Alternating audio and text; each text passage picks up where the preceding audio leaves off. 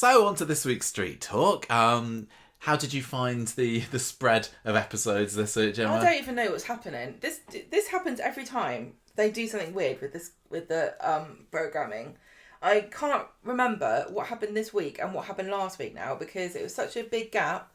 It was Monday, Tuesday. Monday, Tuesday, Friday, yeah. Yeah. This week was all about the gun. It was all about Sam's beginnings of Road to Recovery.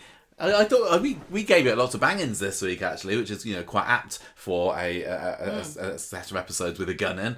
I went bog standard with today's, but it was still a high bog standard. I thought it's ramping up to something next week, which I don't want to go into spoiler territory, but I will say be aware of spoilers on social media on Monday. I think that's fair to say, isn't it?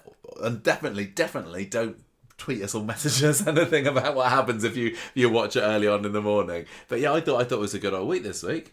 Yes, it was good. 'Twas good, we say. So before we get into that, let's have a look at a bit of the old clickbait for this week. Thank you very much, Jonathan, who sent it as always. Starting off with the Mirror. Coronation Street fans work out who Sarah and Gary are protecting in Theo plot. Is this they don't have a kid together?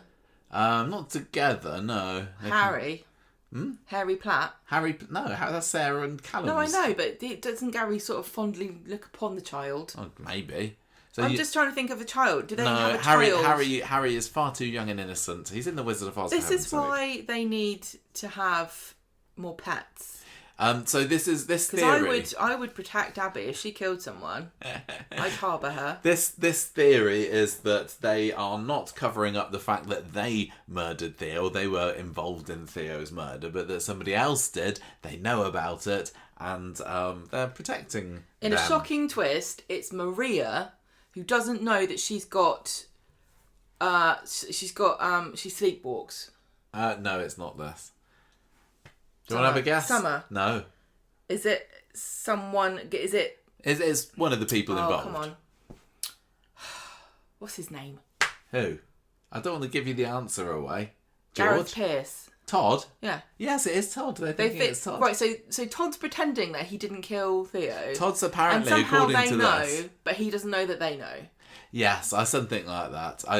I really cannot believe, I will not believe that Todd was responsible for Theo's death. But I definitely can believe that they think that they know who was responsible for it and they're wrong. That's kind of the theory that we're running with at the moment, isn't it? But maybe this makes me a bad person, but I'm going to take the hit if so.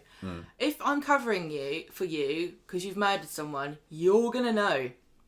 You're going to know because you're going to be doing stuff for me. You're going to be making me cups of tea. You're going to be coming around my house and tidying my garden. What would Todd be able to do? He can tidy the garden.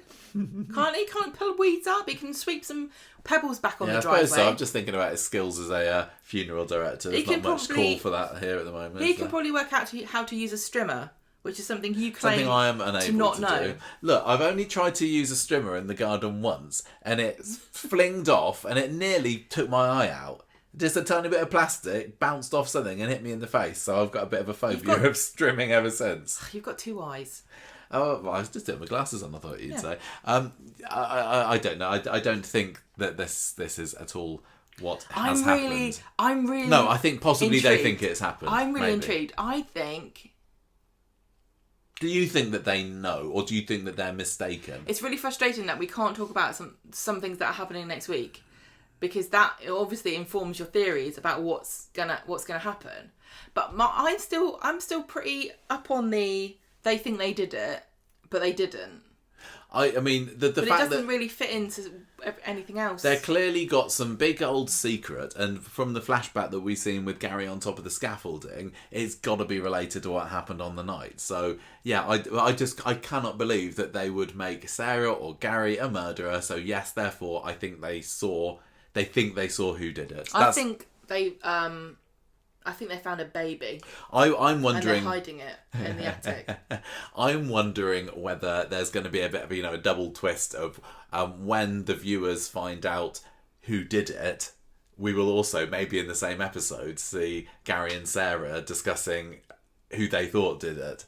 And that's going to be the kind of little twist that's going to keep running. It's building up quite nicely. We'll see. Maybe not too long to find out. The Manchester Evening News, Gemma, has said this week, Coronation Street fans believe they have rumbled return twist as tragic death revisited. What the heckity heck? Yeah. Tragic death. So this tests how much you were paying attention to this week's Coronation Street. Not so much. A character who died was named and discussed. Oh no! This week in Coronation Street, and as I know that you would be doing a podcast about it, I know you were very much paying attention to every single bit of dialogue, committing it to memory. Okay, can I just check? Princess Diana was never in Coronation Street. It's Prince Charles. Charles, yeah. So they didn't bring that up. Okay, So I'll give you more. tragic. I'll give you more of a clue then. So the characters who were discussing this poor unfortunate's early demise was Betsy and Dylan. Whose death might they have been? Mason. Remembered? Yeah. So according to the Manchester Evening News' excellent Facebook group research, some fans are saying, "Ooh, Mason's been mentioned. I wonder if he will come back in a vision or as a ghost." Excellent work. I don't see that happening. It was nice to get a mention, I suppose. But I don't think that it's going to be any return to him soon. We already had that anyway, didn't we? As part of Abby's breakdown last year. Let's not say any more about that. Liverpool Echo. Coronation Street fans issue same complaint as they call for permanent change. Stop putting the World Cup on. Cancel it. No, it's not particularly to do with that, actually. Keep the episodes an hour. Yes, well done. Well done, exactly. Apparently, there's been a group of people on, I don't remember, Facebook, Reddit, somewhere, who were saying that they actually much prefer the hour-long episodes that we've had this week, and they want that to be the same. And one of the commenters also said, I wish it was an hour every night. Hate to say this, but you can do this for yourself. You empower yourself to cause this to happen, because this may shock you, but those episodes were 2 half-an-hour episodes. They just played one after the other. Yeah, you can do that too. You can do that for yourself. Recreate the experience. Because I was confused twice in a row going, is this another day? Of course it's another day, Gemma, you stupid idiot. It's 2 half-hour episodes jammed together. The thing is, they'd made no attempts, really. Because they didn't know. Because they didn't know at the time necessarily that would be the case, yeah. But you just had to go, oh, okay, then it's the next. I mean, what would you have wanted? A little caption on the screen saying, Tuesday. Yeah, but it comes up in computer writing and it goes like that, so you know, like 24 or something. I actually found the hour-longs a little bit of like okay, I'm ready for it to be done now. And I know that this is what we've been used to for years, having hour-long Corries, but it's not that they dragged, because I enjoyed the episode, but they felt like they were longer than they needed to be. I mean, as I've said to you many times already this year, I am a total convert to the new broadcasting system, scheduling system. But this is the great schism of 2026 amongst totally the Coronation Street fans. Well, it's in this house, I think, isn't it? Because I think you'd prefer it to be the hours still. I don't care. Don't care. Well, it's next week's schedules. I think we've got... I've got it in a note somewhere. I'm just going to scroll down. Can I just say while you're doing that? Yeah. It's so much more tolerable to have a half-hour episode that was crap than it is to have an hour-long one that was crap.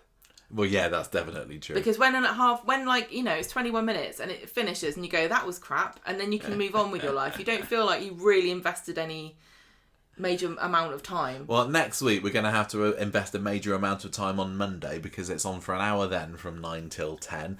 Tuesday we got 9:30 till 10, so a half-hour one the next day, and then Thursday is going to be 9 till 10. So no Corrie on Wednesday, no Corrie on Friday next week. It's business to attend to. You've got to keep with the Corrie business. Thank you very much.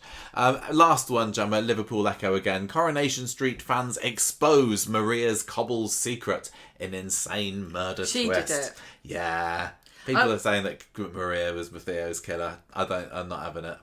What do you think? I think she'd be less preoccupied with what Carrie and Sarah are doing if she had Lady Macbethed it, as I think Sam might say. People were he would say that. I think people are saying that because she's not suspecting Gary of having any involvement in Theo's death, which obviously he has had involvement in Theo's death. Yeah. Because she's not suspecting of that because it was actually her. She's just barking up the wrong tree. We've all done it. It makes sense in soap. Makes sense in a soap, but that's about as far as we can get for it. But anyway, thank you for all our lovely journalists who have been providing us with those amazing clickbaits this week. Let's get on with talking about this week's Coronation Street. And it was really difficult to sort out the storylines Every this single week. one of those headlines starts Coronation Street fans. Yeah. Every single one of them. That's what it's all about, isn't it? I guess it's because we don't do spoilers, do we? We don't. It's not clickbait about spoilers because we couldn't have that. So it's just we're left in the world of insane speculation. There's my challenge to the journos next week. Then start some clickbait that doesn't begin Coronation Street fans. But also, just to double check, are these all under 16s? Because what are we going to do? Yeah, it's a very good. They'll have to be source them from Canada, right, and they're still allowed it for the moment. It's Australians can't do it, can they? No, absolutely not. Right, Gemma, the storylines this week. I want to start off with a fairly shorter one, and it's just Debbie's adventures in the hotel, which I'm calling Webster del Sol. I quite like that one. I spelled Webster with an A on the end. You did, yeah. It looks really cool. Webster del Sol. And then we're going to go for the rest of the Webster stuff, which is all about the shooter, the dirty dog, and gun. I like that. I thought I was quite proud of myself for that one. Hey, if we ever open a pub, I want it to be called the Dirty Dog and Gun. Dirty Dog and Gun. Because Carl is a proper... Did Carl win the Dirty Dog Award this year? I think he might have done. He should have done. Definitely should have done. Dog and Gun, when are we going to see that on screen again? It's been a good few years since that's made an appearance on Coronation Street, isn't it? Dirty Dog and Gun sounds like a really pretentious bistro pub in London that serves roast dinner for £50 a head, don't you think? Well, definitely that can be the one that we can own then. Oh, yeah. We will then move on to the next story, which is There's Something Afoot, Maria. Now, do you get... Gemma's giving me her best Nick squint as she's trying to take that one in. There's something about Maria. So There's Something About Maria is the thing. Something afoot. Is the reference. She's saying there's something afoot. She's saying there's something afoot. There's in speech marks. Honestly, listeners, if you could read this, you'd be rolling around. There's something afoot, Maria. There's something afoot. That's a quote. And then Maria. There's something afoot. You know that these are written that like you write them out. I do it to entertain myself. Will you say them? I do it to entertain myself. The next. Do you even put this on the blog? Not on the blog, no. But do. The notes get sent out to our patrons. I know, but you should have these titles on there. Oh, I don't know whether. We need to up our Google, don't we? Yeah, because everyone's Googling There's Something Afoot, Maria. And I hope nobody else has thought of this hilarious pun. Next up, we're going to be... trademark these things. Next up, we're going to be going to the... last week was the seriously psychotic Sam storyline. And this week, it's seriously schizophrenic Sam. What? I was going to just tell everybody that sorry. You're hiding these. I'm trying to hide them so that you can't see. Well, no, I like, when the impact is greater if I don't read them ahead. Yeah, exactly. So you're revealing them one by one. Seriously schizophrenic Sam is next. I don't think that's appropriate. Tough. And Our Bets is Off is going to be my final storyline title, which is like... Our bets are off. All bets are off. Yeah, Our Bets is off. She's off to London. London? Yeah. Carla getting another Talk of the Street reference in today's episode. So, all new serious storyline titles this week. Oh, I was working overtime on that, I'll tell you what. Webster del Sol. Gemma, do you want to take this? That's probably what you were doing when I was watching the football, actually. I think I might have been, actually. Tell you what, if England get really far in the World Cup, imagine the amazing puns Michael's going to be able to generate. All that time for it. Yeah, I wasn't doing schoolwork or anything.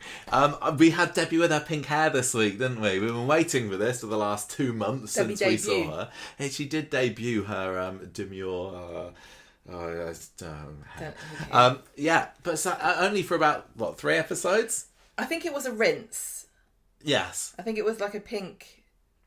Hair today, gone tomorrow. It was a very hair today. So don't just, upstage all of my puns. You don't need football on. No. It was funny because she was obviously bright pink when we saw her, so we now know exactly when they were filming these scenes because, the pink hair's gone. When we were in Debbie's flat, we did see all of the Costa del Weatherfield paraphernalia, didn't we? The big inflatable llama or whatever it was, and the menu board. And we were like, what's going on here? And we assumed that she was going to be having this party in her flat.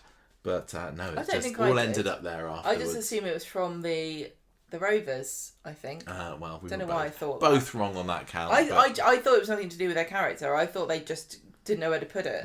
That's what I thought. I'd like to have stayed pink for a little bit longer. But you can't have everything. Be the change you want to see in the world. If you want to see pink hair, dye it yourself. No. Right, so I thought this was a nice, fun little bit to the week. It was a lovely kind of low stakes-ish friends story, wasn't it? And there was a few bits of background drama, like some horrible teenagers turning up in the middle of it. But on all, it was just a really lovely script and performance from everybody. I thought it gave the unintended impression that they were having a holiday in the apocalypse.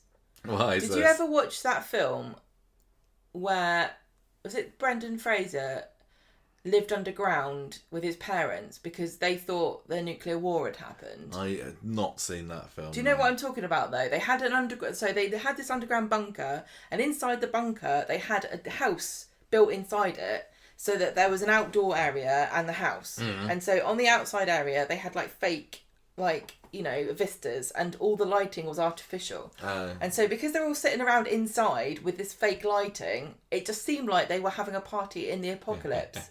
Yeah, I see what you mean. I was kind of also a little bit distracted by the fact that which set were they in for this, because it looked like the normal Chariot Square set, but they'd taken out all of the chairs. Yes. But then that made me think, could they do that? Because this set isn't, you know, it's got 4 walls, hasn't it? So that possibly would have been a little bit more difficult to do. But hey, How did they get away anything with for it all? Debbie Webster. Stuck it in the lift. It also didn't really make sense because somebody spent hours painting up all those menu boards and stuff. Who's got time for that? Well, I think they're really proud of it. Don't knock No, it. I mean, no, in the show. Who we think Ryan did this?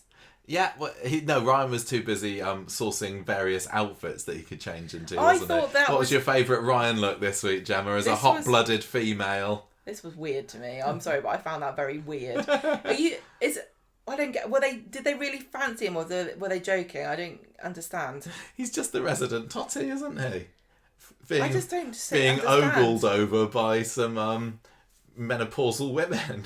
That's what they love, that kind of It's stuff. weird to me. What was he? He had a was it a Matador's outfit at one point, a sailor captain one, a kilt. Didn't do it for you. So if I were to dress up in any of those, I don't get it. I just humour people when they do things like that. I just humour them because I think it's very strange. Okay, well. Well done, Good Ryan. job that she didn't invite you to that. Quite. Well, frankly. I'd be more like I'd just appreciate the costume. But I wouldn't know why he was wearing it particularly. What's the point of this? I was really surprised when Bernie turned up because there was a few You were making scenes fun of earlier it. this week saying, oh, they're all talking about Bernie and why Bernie can't be here at the moment. And, oh, Bernie said this, that and the other. And I'm like, oh, yeah, right, Jane Hazelgrove just can't make it to filming, or she's ill, or she's on holiday or something. But blow me if she didn't turn up at the Chariot Square event. So, well done. Nice think to have the whole gang together. All of this is like how people say they like beer.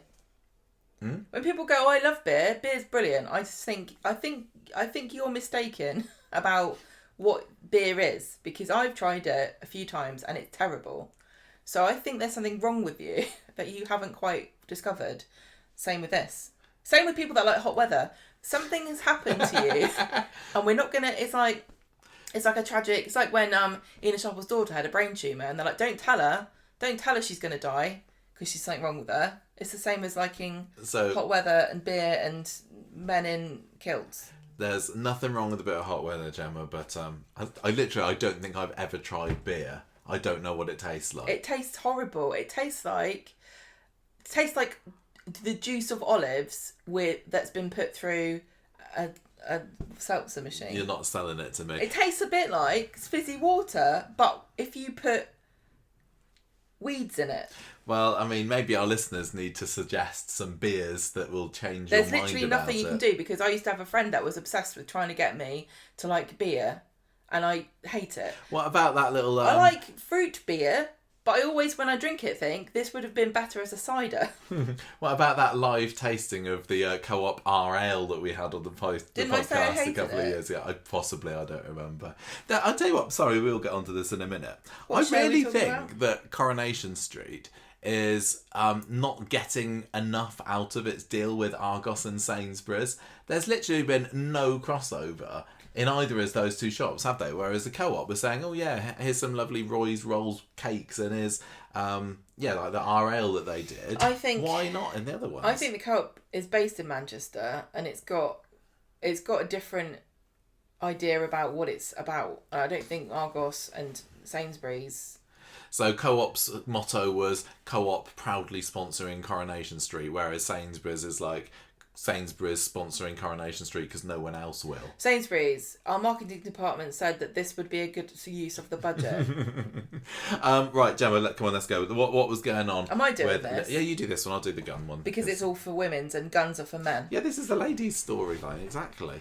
So while the women were soaking their feet and sexually objectifying a friend of theirs, the men were doing serious business in the...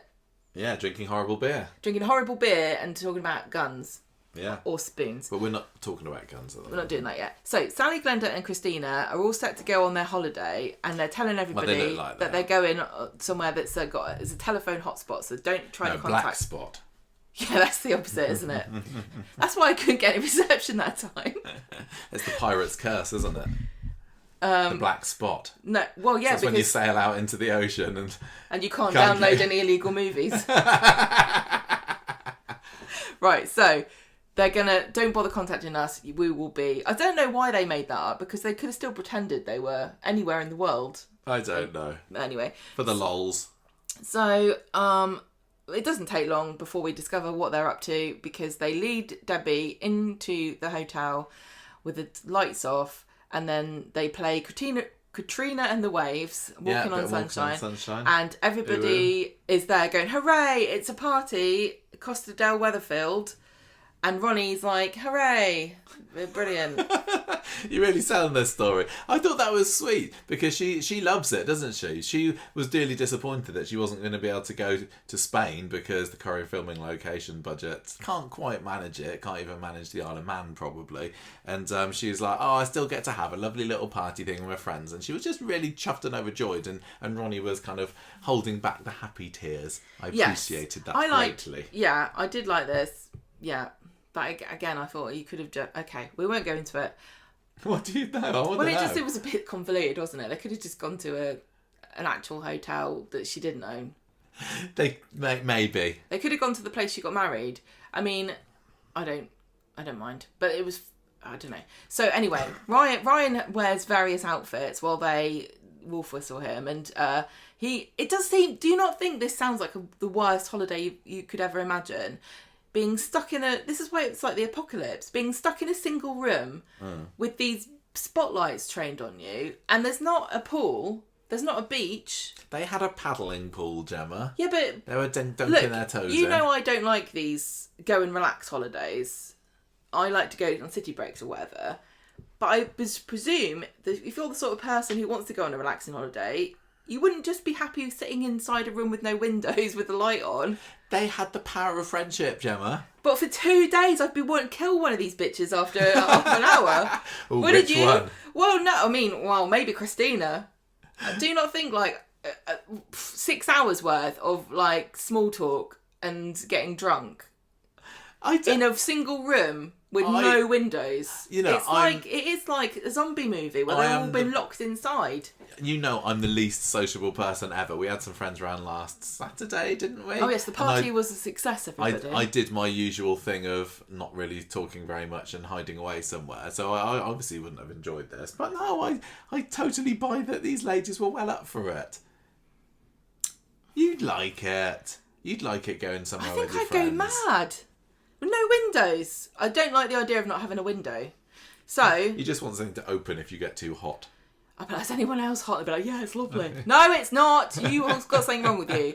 Debbie, I can excuse. If we were to go on... The rest of you, something wrong with you. If we were to go on holiday somewhere tropical or exotic, you could now take your portable air conditioning unit. You just have to pay a little bit extra for the baggage. Well, I've told you you're in charge of the holiday this year, and you haven't booked it. So, Ryan is dressed in Ferrier's outfit, serving drinks and nibbles. Everyone's reclining in deck chairs and having a really good time because they didn't invite me. And they're talking, listening to... So who we got? We've got... Glenda. We got Bernie. We got Sally. Debbie, obviously. And Christina. Christina, exactly. And Glenda's fantastic. Love her so much. She's telling a story about being on a cruise and falling into somebody's arms.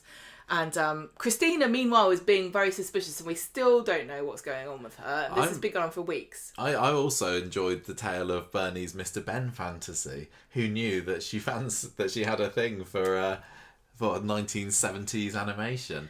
Mr. Ben, for anybody who doesn't know, was... I don't know whether I've ever seen an episode of it, but I believe it's a man who goes to a clothes shop, puts on different clothes, and then he has adventures in them. Is that... Do you know what I'm going to say to you right now? Yeah? Up until this very moment, I thought he was the same man as the Home Pride man. He is a bit like the Home Pride man, but he's not the same, yeah.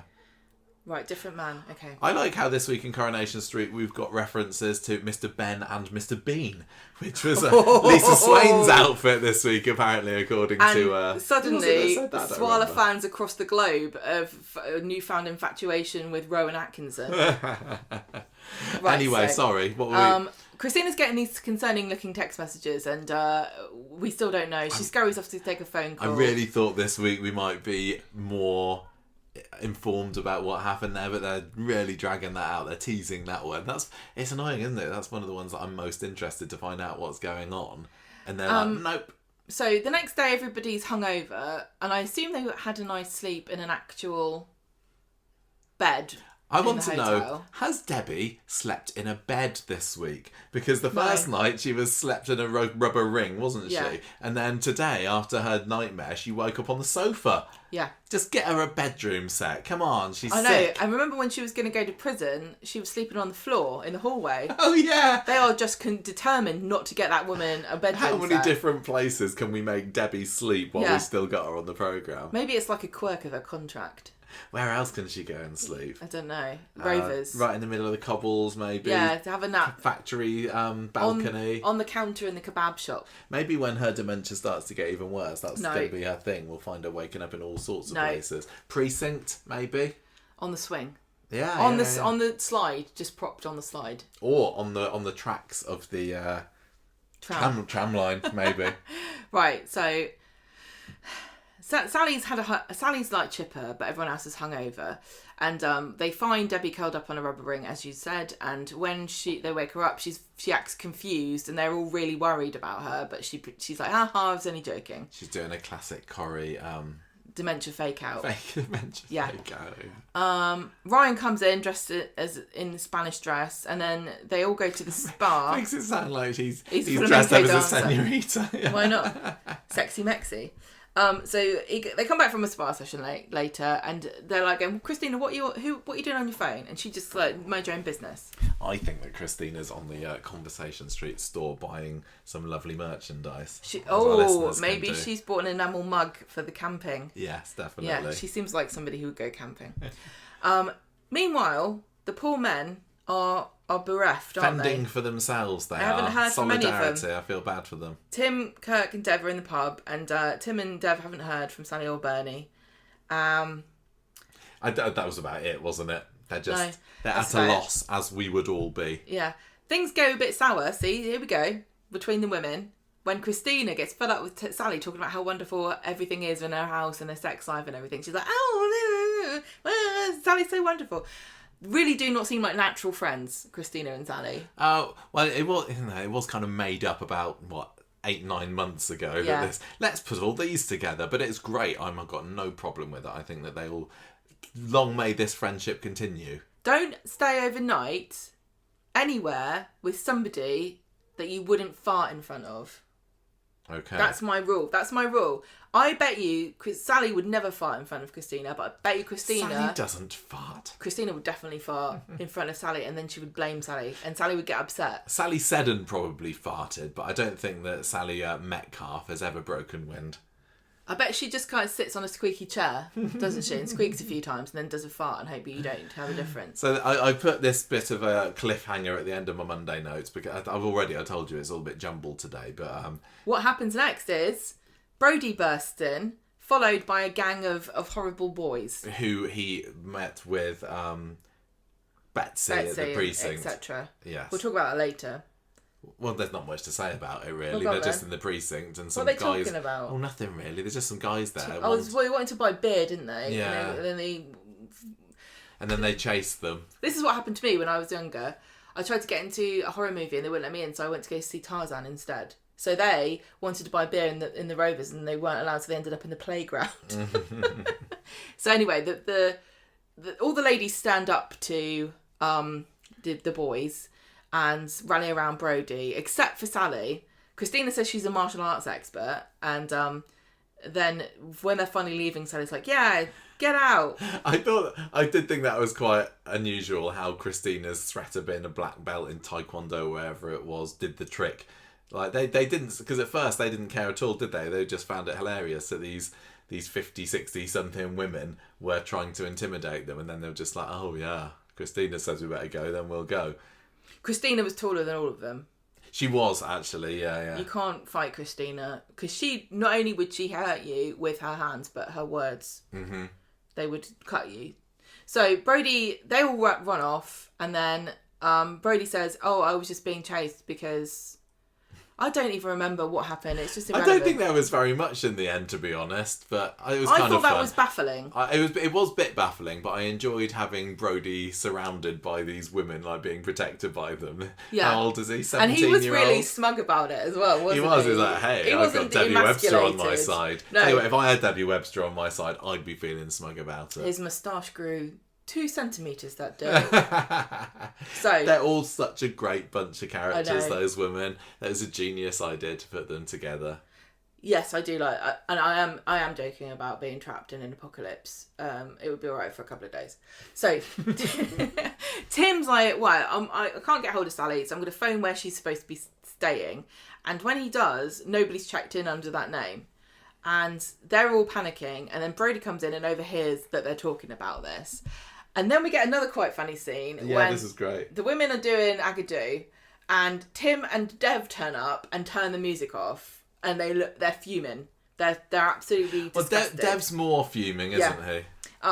Dev's furious about the fact that they were worried sick, but everyone thinks it's really funny. Well, the comedy there was it's a joke. Dev overreacting. He was...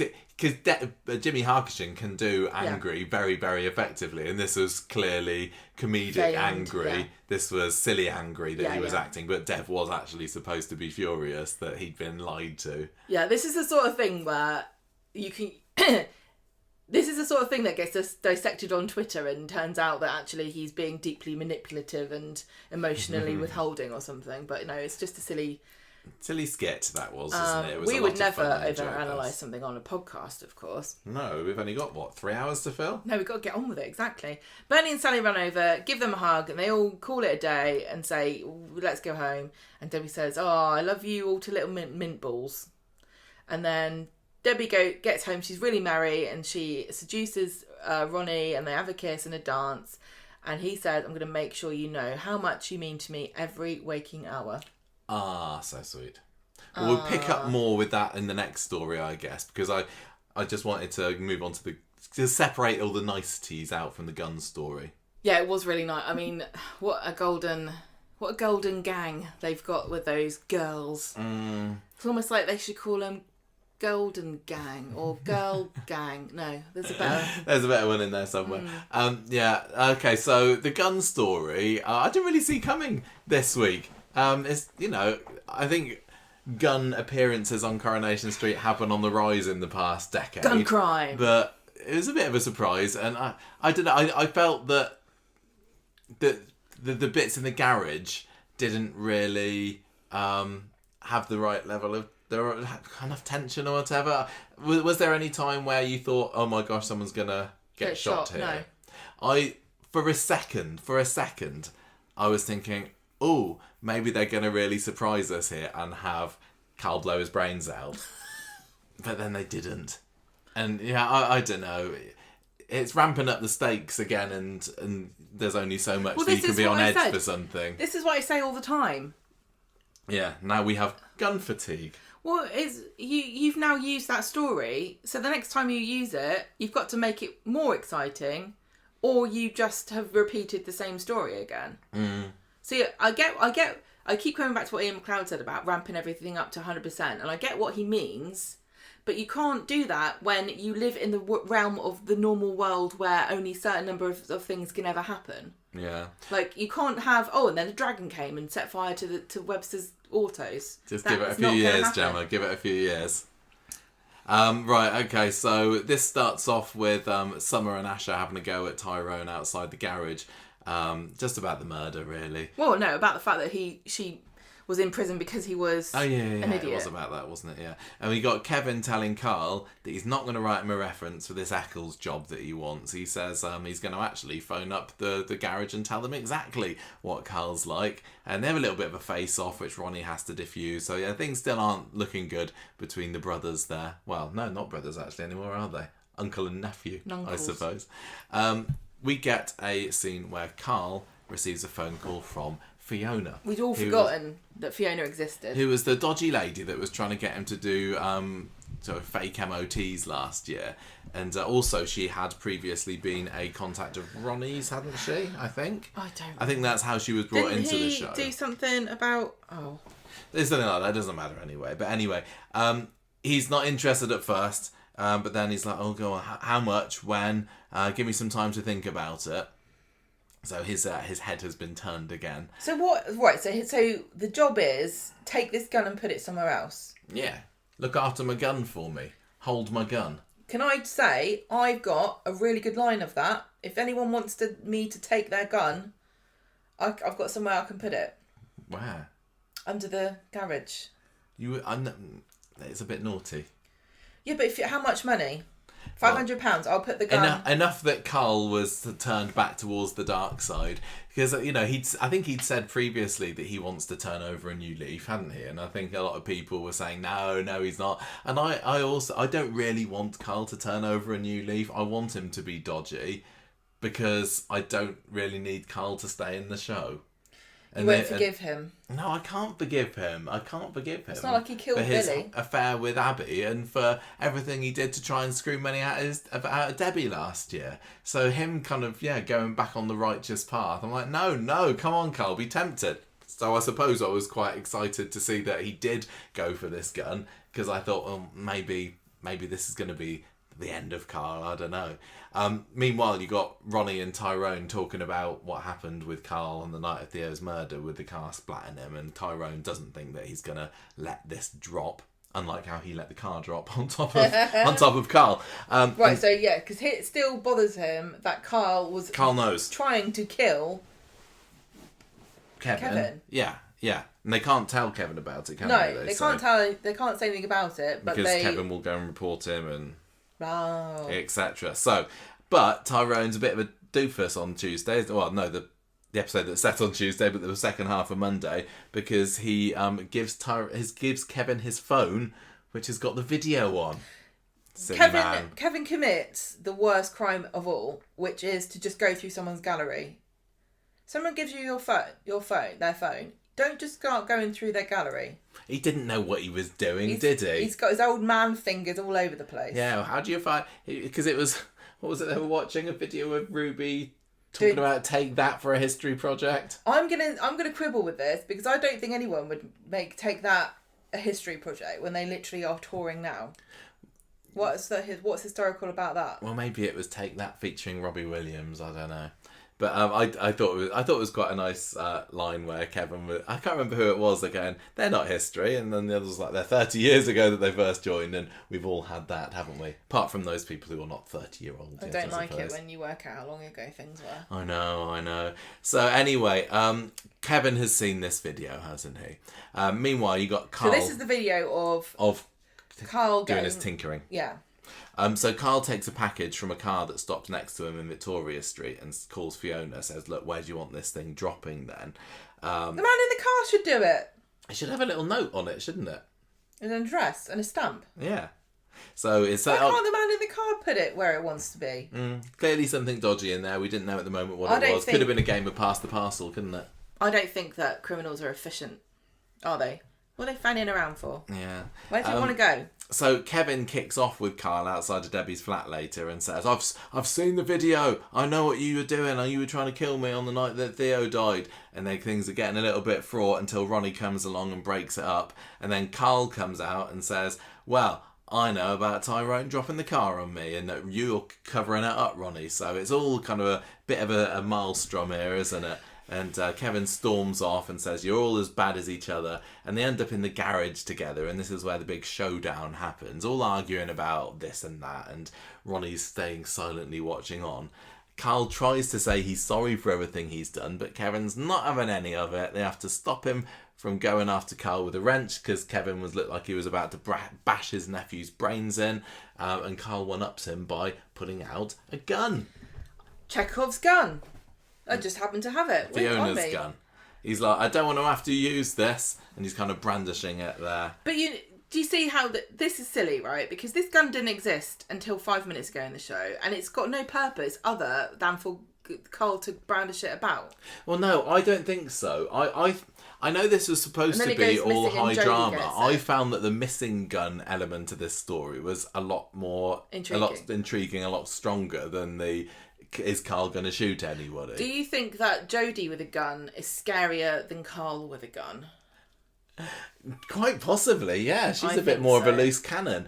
Carl wasn't going to shoot anyone. He's a wrong 'un, but he's not that kind of a wrong 'un, is he? We don't really know what kind of a wrong 'un Jodie is yet. We just know she's a tea leaf. Yeah.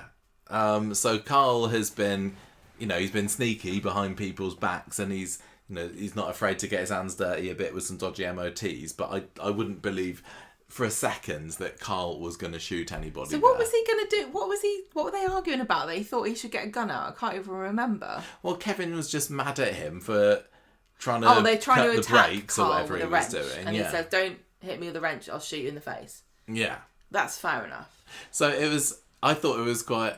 I know, maybe I didn't thought, but it's just come to me now. Carl's obviously unwrapped this gun.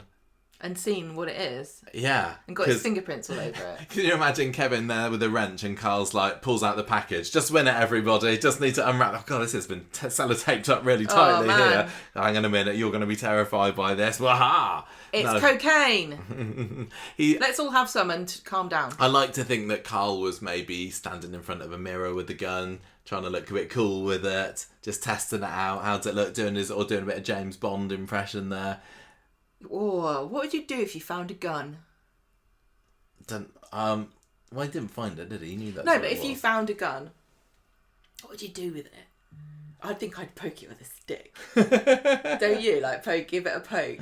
I'd probably end up doing something very stupid with it accidentally, knowing me. You can't touch it because then you get in trouble. Yeah, Carl doesn't care about getting his fingerprints all over it, clearly. So anyway, he's shooting this. He's not brandishing this gun at Kevin, and Kevin's like, "What on earth? It's a fake. Just like your sob story about how you want to change. If you're gonna do it, just do it." And that's usually in drama the point where a character points it off into a different direction and fires it, and everyone's a bit like, shaken. "Oh my gosh!" By it, but... do you think it is a fake? It could still be a fake gun. No, it's not. It shot the Mull of Kintyre. Oh, it did later on, didn't it? Yeah. Anyway, if it was a toy gun, it'd have a little orange tip on the end, wouldn't it?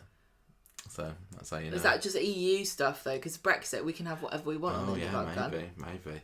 Anyway, so Carl's getting ready to fire, and Tyrone and Ronnie talk him down, saying, "Look, Debbie's never going to forgive you if you do this." And so he does. He kind of chickens out of it, doesn't he? He backs down, but he's saying, "Look, I just don't want to get my mum down." He's getting all upset by this. He says that I'm just minding the gun for Fiona a little while, and Kevin's like, "No, I'm not having any of this."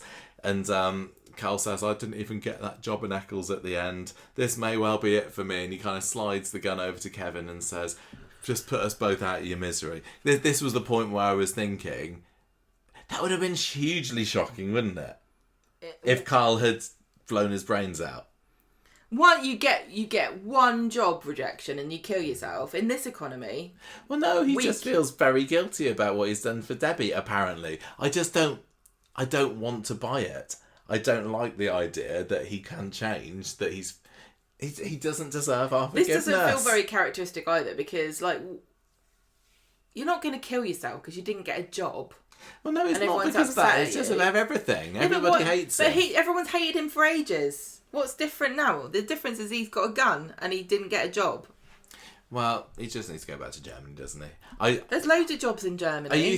At the beginning of the year, we were saying, well, there's no way that Carl's going to still be on the show by the end of 2025. How are you feeling about that at the moment? Because the more the months go on, I'm thinking, I've got a feeling that they were going to want him to stay here. What has he done that's criminal that he hasn't been in trouble for? All the MOT stuff, mostly. Yeah, I mean, the stuff with Debbie... And all... Yes. Is I think that's It's not bygones. above board. I mean, he was... But that's bygones now. That and no one, you can't be holding that up anymore. This is the comeuppance for tinkering with Kevin's car. Yeah. So once he's done this, it's really, he's kind of like the balance book is free Well, the whole and clear. of this story was, you know, just the part 2 of Kevin makes amends with people, because we had that scene a few months ago, didn't we, where he and Abby end up chucking cans off of the top of the garage, and they're like, oh, okay, well, you know, we're not going to get back together, but we're friends now, and this is what we got here, a little bit of high stakes drama, so that Kevin can eventually the next day say, well, you know, maybe we can see eye to eyes now, because that's kind of what ends up happening. Yeah, so he says put us both out of our misery, but then it's the next day. Yeah, they've been in this garage overnight. Maybe. I don't know. I can't remember whether it was supposed to be the next day. I don't think it was the next day, because Debbie wakes up. No, it wasn't, because the end of Monday's episode was Brody turning up at the hotel with the teens, wasn't it? Oh, so goodness. It's all sorts of time shenanigans this week on Coronation Street. It doesn't matter what day things happen. This was the end of Mondays that then became Tuesdays. Yeah. Not the middle of Mondays. Yeah.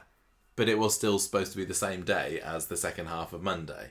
Didn't make sense. Well, anyway, nobody's shocked. It's unfortunate how confusing this was unnecessarily, but it was partly circumstantial that nobody could have predicted this was going to happen. Yeah. It only happens like clockwork every 4 years, doesn't it? Tyrone wants to go home by this point. Ronnie's offering sage words about how firing a gun isn't as easy as it looks. It is. Oh no, sorry, he says firing a gun is easy, but finding a resolution, that's what takes guts. Wise words, wise words. He sounds like a guy that's been sent to a school where somebody got shot to tell the children to stop doing it to each other. Kevin has he still got the gun at this point, I think, and Carl's telling him pull the trigger, and Kevin looks like he's going to, because he won't believe that this thing is not a fake, and Ronnie ends up jumping him, trying to wrestle it out of his hand, and this is when it goes off and hits a map of Scotland that's up on the wall. Is this a prediction for the World Cup? Yeah, maybe that's how they choose. It's going to be up on the islands of Scotland. What if they win? If Scotland wins the World Cup, it's like Eurovision, and is that not how it in works? 4 years' time we all go to Scotland. that's fine. Anyway, Kevin apologises to Carl, and then they go back home because that's clearly shaking them up. This a little doesn't feel bit. like we're doing this any justice. That's what I said. To me. So who shoot? Right, Kevin shoots Kevin at shot Matt, Scotland, and then don't take that personally, anybody. I think it was just an accident. And then he says, Kevin's like, "Oh, I'm sorry, I." Then they all go home. Then Kevin and Carl go and talk further, right? Yeah. And somehow Ronnie and Tyrone are like, "This is weird. I'm going home." Yeah, exactly. I'm not coming with you. I'm going to my own house. Carl wants to know if they put it all behind them now, and Kevin says, "Look, we're never going to be best mates, but we both love Debbie. And if you're serious about doing the right thing by her, then yes, we can move forward." Why would anybody trust this man?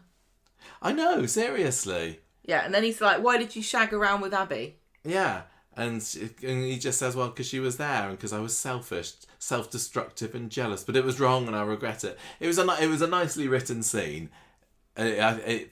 It smacked a little bit of Coronation Street, kind of saying, "Well, we can't just have them at loggerheads forever, so let's have them be friends again, I suppose." And Carl, so he says his piece, and he chokes back the tears, and then he leaves. Kevin shakes his hand. Very big of him. So that is the end of it. I think so.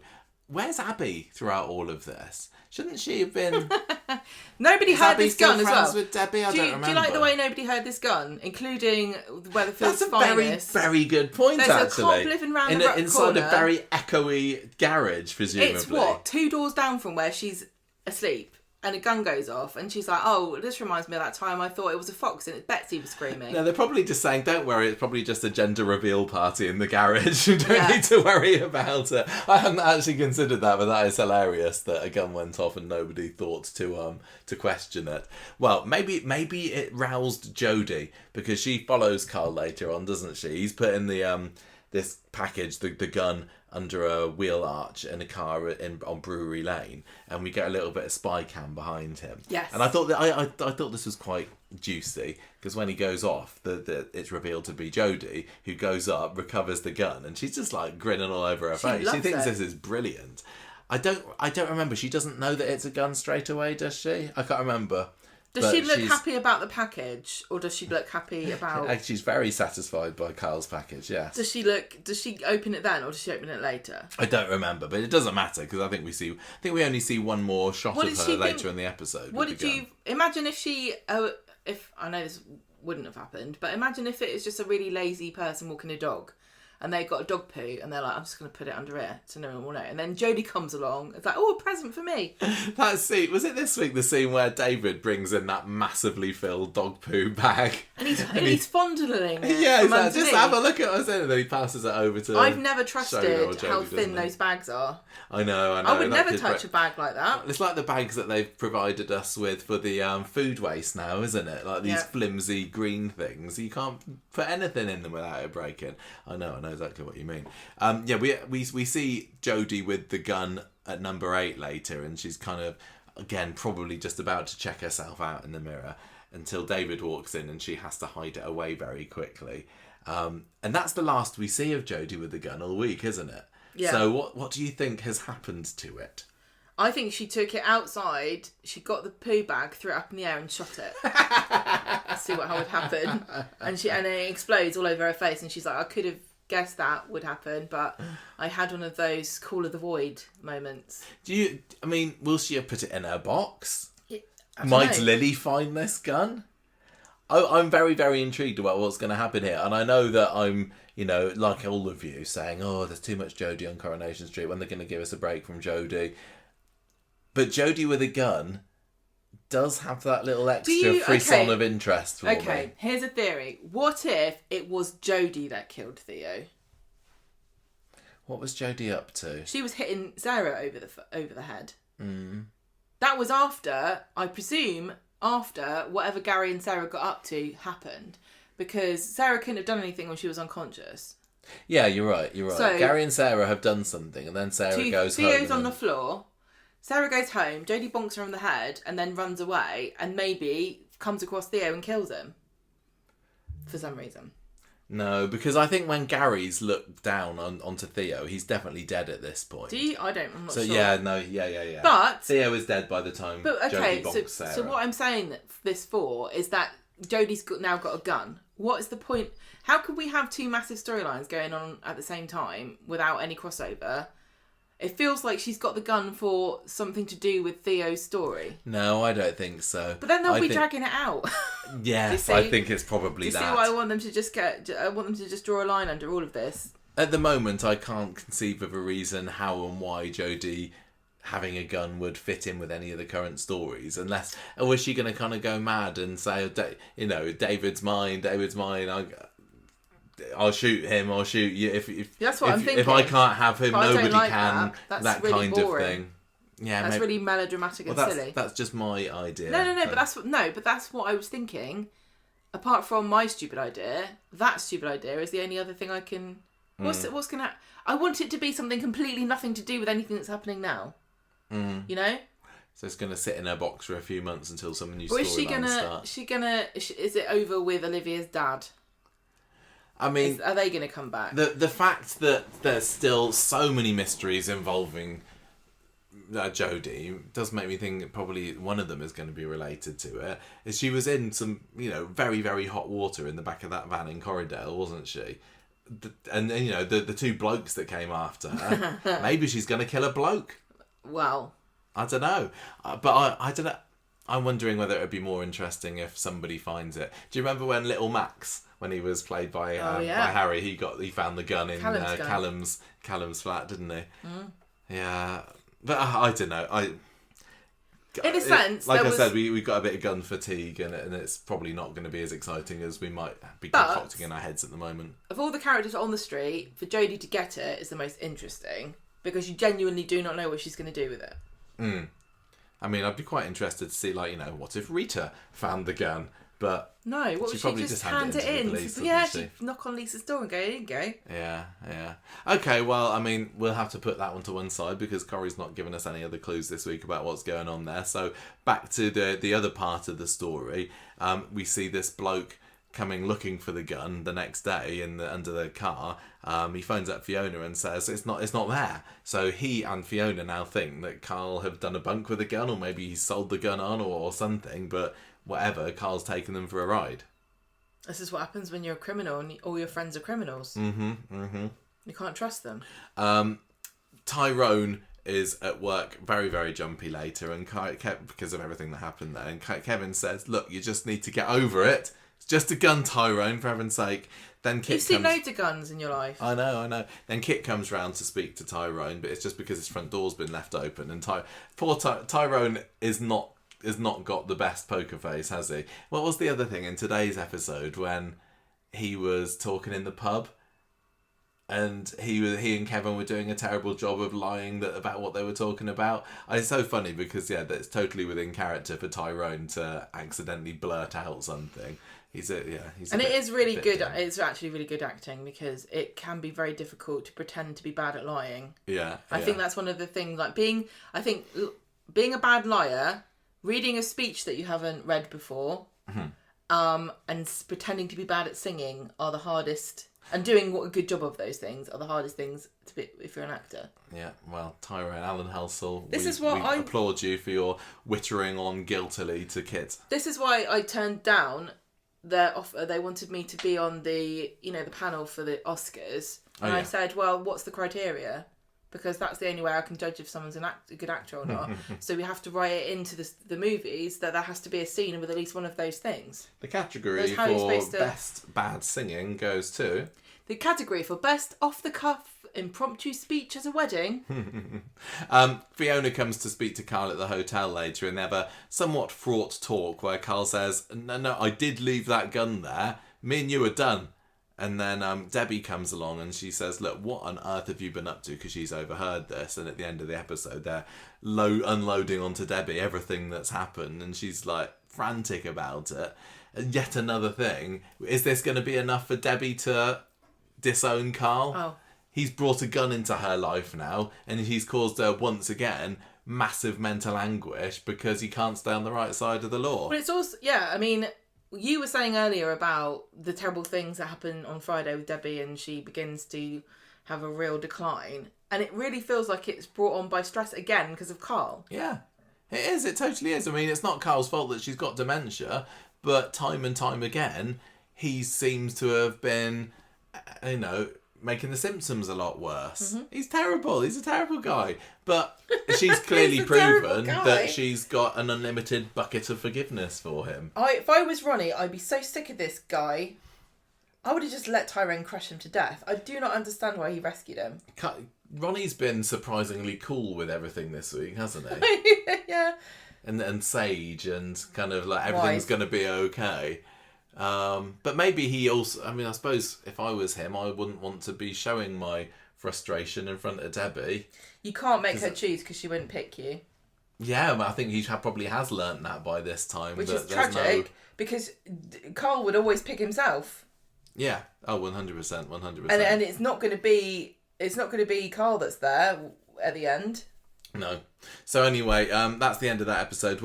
Friday, Debbie wakes up after this nightmare where everyone's whispering about the gun, and she goes into work where she's very overwhelmed because there's a busy gender reveal party going on, isn't there? And and then she just matter-of-factly tells the parents what it is. Yeah. It's a girl. It's a boy. She's like, oh, what a shame. It's a boy. Oh, it was a boy, sorry. What a shame, it's a boy. I didn't get what was happening. I thought she thought she was psychic. That's what I thought was happening because she went, oh, what a shame. And then she sort of patted her stomach and went, it's a boy. I thought, does she think she can tell? Is that what's happening in this scene? But no, she forgot she wasn't supposed to say. I don't really... How do these things work? Like who? The balloon. No, I get that. But you get the people that know. You get the sonographers.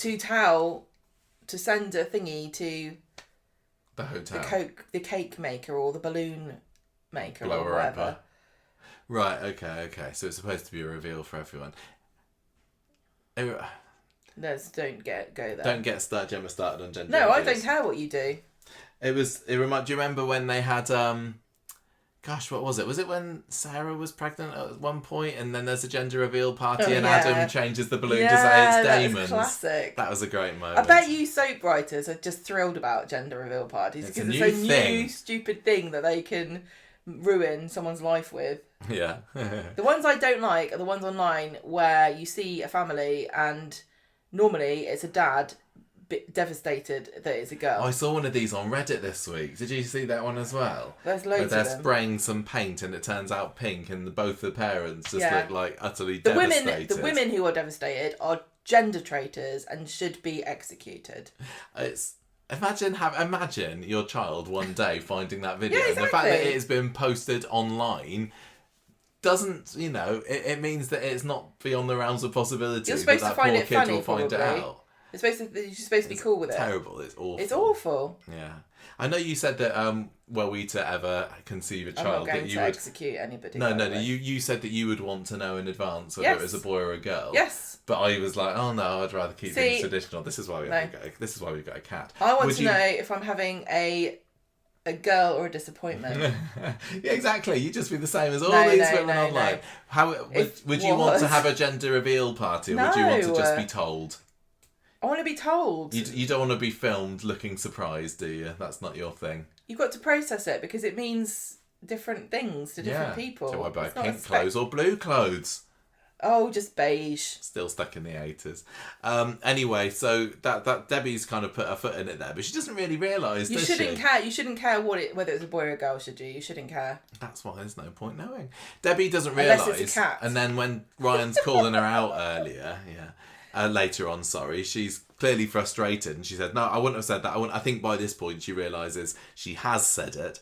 But then Tracy comes along demanding money for some flowers, which earlier Debbie had said, no, you've ordered the wrong ones. You've got the wrong ones for me. Tracy wants her money, and then Debbie hallucinates Fiona having a go at her, saying, I don't have your gun, and saying, I want your money, and Debbie's like, I don't have your gun. I don't know where it is, because the balloon's just popped as well, hasn't it? So sounds like a gunshot. Yes. Which is why Lisa didn't blink an eye. Exactly. She's like a balloon popping. So poor old Debbie, you're right. That's not a crime. Things are getting a lot worse for her now. We mentioned this spoon thing earlier, but I think we forgot to talk about it here. But she mistakes the word gun for spoon. She can't remember what the word is, and she says spoon. Is that inappropriately comedic? Because it was funny, wasn't it? When she says spoon by mistake. It wasn't just a random word. Spoon is an innately kind of funny word. This is the trouble. What do you mean? It is funny. It's unexpected things are funny, aren't they? I think Corrie are doing the right thing by leaning into the not utter misery of it. And it wouldn't fit Debbie, would it? But she didn't find that funny herself. No, she didn't find it funny. This is the trouble. But I think it was still played in a way that the audience was supposed to go, oh, she said spoon, and then make us feel bad about it afterwards. Because it is going to get worse, isn't it? I don't like talking about it. Well, that's the podcast. That's what we do. I know. So, after the break on Friday, and Ronnie comes back to try and sort things out, and he tells Tracy, "Oh, Debbie's just getting the words wrong," because Tracy's like saying she was talking about a gun to me, and he's like, "No, she didn't." Am I going to get in trouble for saying I wanted to execute people? No, it's fine. For not liking what? It's fine. We know that you don't mean. I don't really mean it because. And also, if I was in charge of it, there'd be so many more people than that I'd execute. There'd be loads of people that like hot weather, bloodbath, people that like beer, people that was the other thing I don't like. EastEnders. No, what's the thing I was moaning about earlier? I don't even remember. I don't know. Dunkin' Biscuits. Yeah, right. That'd be the first to go. Line up.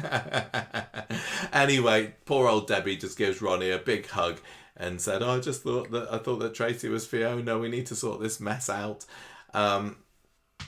Kevin and Tyrone. Tracy's being her usual patient self. Why doesn't she why doesn't she just confirm it with Ryan? With what? Confirm what? What flowers do you want? Because this is not the first time she's had an argument. She's had several arguments now. It seems as though The only thing that Debbie can be relied upon at the hotel to mess up is her flower order. Because Tracy's telling her, look, you need to stop this now. You clearly can't do the job. What do you think? Do you think that Debbie's time at the top at Chariot Square is running out fast? I don't know how you manage this. I think it can't. But there must be... The thing is, she's not the sort of person who'd be happy with you going, look, you do this because if you mess it up, it doesn't matter. She's got an important position. She's going to get a lot of irate customers. Business. And Ronnie and Ryan are being very understanding about it, but she's working with the public here. Almost every time we see her interact with somebody in the public at Chariot Square, she messes it up and ends up giving them free champagne. Yeah. So we probably are going to get to a situation of, again... Just buy a vineyard. Is that what you mean? Is it going to be Ryan? Is it going to be Carl? Is it going to be Ronnie that take the reins there? But I hate it because as soon as she does step back, that really is the beginning of... Admitting it's the end. Yeah. Because up until now, we've seen little glimmers, haven't we, of Debbie's dementia affecting her day-to-day life. But this week... And it will come in, fits and spurts, won't it? Like, we may go weeks until something else happens like this again. But this is probably... Because she had all her TMIs earlier this year. But for the, forgetting... TIA, sorry. TMI. That's Sally talking about her sex life at the Costa del Weatherfield party. Everyone thinks it's Carl that's causing this mental anguish, but it's not. It's just Debbie remembering what Tim and Sally get up to. Yeah, oh God, I just don't want Actually, that was a real Debbieism. About having too much TMIs round here today. TMI. Anyway, it was very tragic. And Ronnie gets home later and finds Debbie with a load of family photos out on the table, don't they? Isn't she? And I'm sure every single hardcore Coronation Street fan paused the video there to see who was featured in them. There were a couple of dancing ballerina girls that I guess were supposed to be young Debbie. Also, who was that horse? There was a horse. There was a photo of the horse. I want to know who that is. Mystery horse. Very important horse. Maybe that was another little sneaky Emmerdale crossover there. Is this Rosebud? Is this her Rosebud? Yeah, maybe.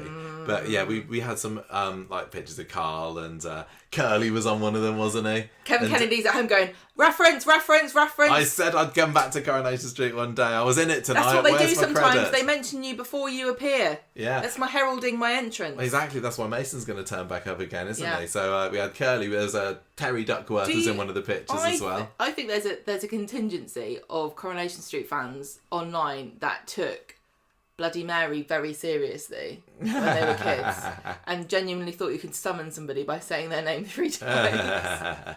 I was kind of willing Debbie at this point to name check Curly, actually, because she was going through some of the names, doesn't she? She was like, that's Carl, that's Abby. And I was like, oh, go on, say that's Curly. Give him that at least. Oh, that's Curly Whirly. Yeah, she could have done that's Curly Whirly. What did she say earlier on this week? I'll be back in a secchi wacky. And we messaged Joe. I was talking to Joe Parkinson on Tuesday. He wrote that episode, and I was telling him lots of good things that I enjoyed about it. And I said, I love the line back in a secchi wacky, and apparently that was a Sue Devaney ad lib. She needs to get love it. a credit for that. She should be on the writing credit for it. Take a little slither of that. Yeah, we had Shakespeare taking a cut of last week's episode. Sue Devaney this week. If they carry on contracting out their script writers, that's going to affect the budget. How much William Shakespeare cost? Loads, probably. Yeah, probably. Or is it out of copyright? Yeah, I think it's possibly in the public domain by this point, given that it was about 400 years ago. So more than 70, then it's all right. Yeah. Where were we? Yeah, she's looking at all these photos. Loads of Bill, isn't there, as well? And Elaine was in one of the pictures as well. Bill's Elaine. I loved that little scene. But it just again ends up turning totally tragic, doesn't it? Because she's saying, what if I start to forget who these people are? And he's saying, look, don't worry, you've just been stressed, don't listen to Tracy. And she's like, no, it's just I don't want to stop working. He's a bit in denial and doesn't want to admit it. I don't think he is. No, he doesn't want to talk. It's like he wants there to be more of what is happening now, where she's okay, like 95% of the time. Yeah, I don't think he's in denial. I think he knows. No, but I think he's kidding himself how to... long this bit will last. He definitely looked very upset by the end of it. I mean, the final line of her saying, I'm terrified, and Ronnie says, then we'll be terrified together. This is the making of him, honestly. This is Ronnie so the making of Ronnie, this story. A good partner for Debbie. Yeah. I hope that he stays true and he doesn't falter. He won't. That'd be awful. So I think it would be a betrayal of his character, and I think it's really nice to think that there are decent... You know, the thing about soaps is it's really easy to explore the darker side of everybody and sort of go to, you know, horrible places because it's more dramatic. And there are very few true heroes. I wouldn't say he is a hero for sticking by his wife, but it would really be a very honourable thing that you rarely see on a soap. Like the loyal, trusted 100%, partner who would never ever stray or do anything. Well, they had the kind of split up last year, didn't they? When Debbie didn't want to tell him, and then she but dumped that wasn't him. though. No, exactly. That's what I'm saying. If they had that then, maybe that's got it out of Corrie's system, and they will stick together. Because, like you know, if Billy and Paul had split up 6 months before he kicked the bucket, that just would have been no. Don't want it. It's tough though because it's not the same problem. No, it's not exactly the same. Yeah, it's not the same thing at all. She's saying she doesn't know when it's going to happen. How long have I got left? What does she say? I want to remember me. No, she says I'm really going to miss me. I know. I miss who I am. She's tapping into everything that the Corrie fans are saying at this moment. Yeah, I'm going to miss who I am, but I'll still be here, and that terrifies me. Yeah, and I don't know how long I've got left. 3 months, 6 months. Oh, it's horrible. It's horrible. I said in my predictions at the beginning of the year, although I was very wrong about Carl being gone by now, I said I think that the Debbie that we'll be left with by the end of 2026 is very unrecognisable from the one that we have at the moment. And, you know, we're halfway through there now. Oh, it's just going to... Is it going to be a rapid decline? Because sometimes it is, isn't it? They just take leaps. And it's like you're never going back again. It's horrible to think about. I don't know. Don't want to know. Let's not worry about it yet. Okay. Because this is real people too. This is what, you know... Everything that's on Corrie plausibly has happened to somebody. Yeah. But this is beyond the, you know...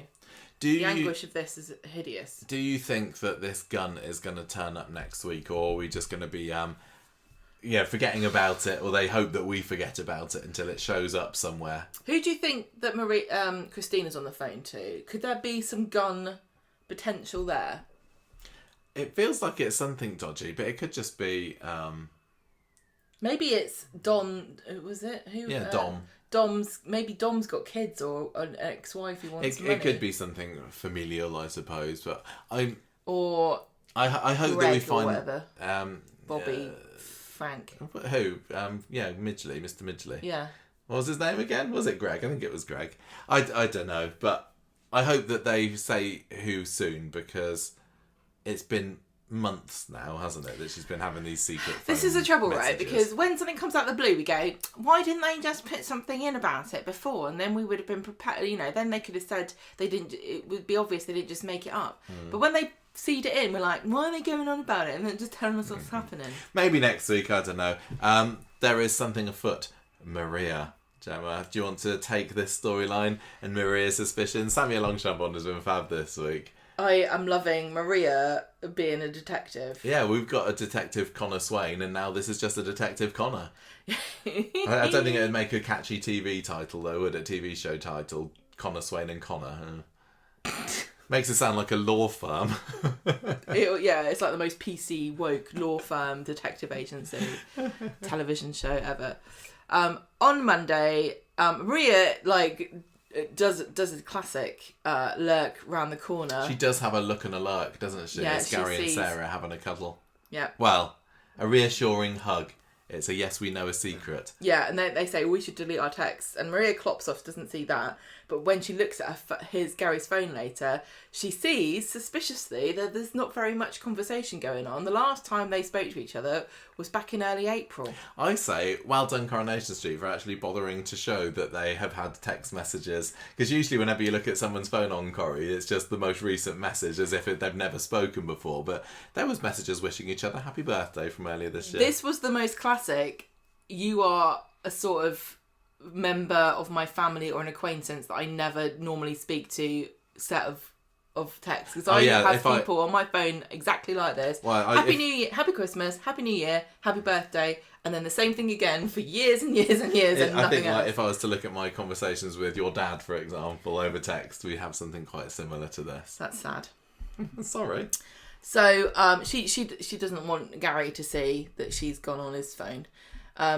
Fizz goes round to the shop and someone's behind the counter sniping at her because of the fact that Tyrone has made her go to prison for no reason.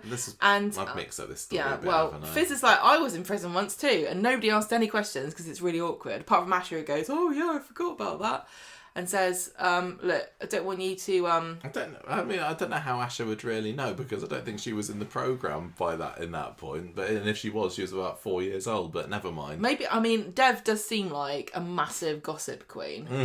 He'd be like, "Do you remember? Do you remember when this happened? You were too young, probably. Do you remember?"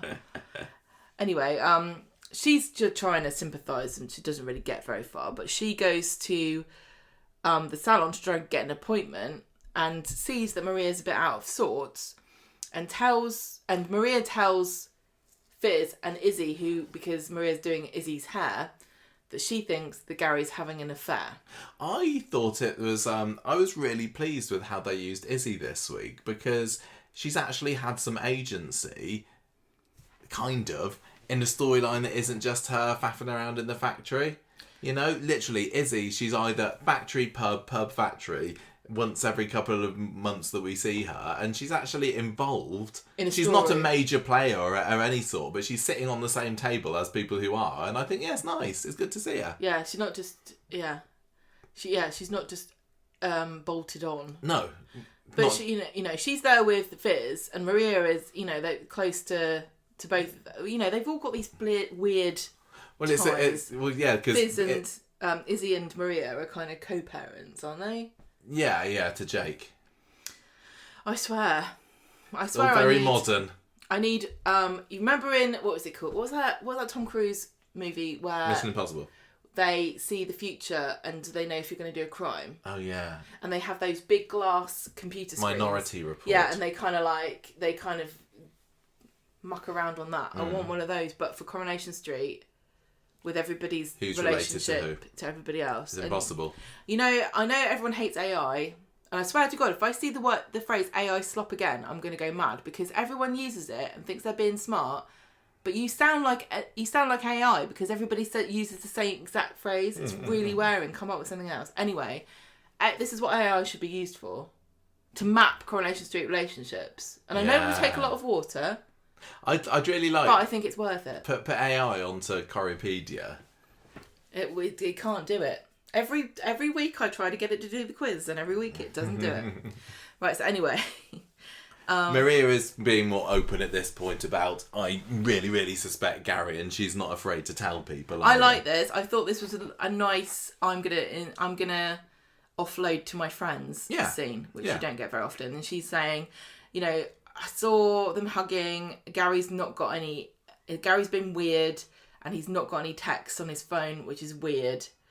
And then she also tells Todd later on. Then on Tuesday, Kit tells Bethany, or he reveals accidentally, I think, that he's thinking of proposing. No, I think he told her on, but I don't remember.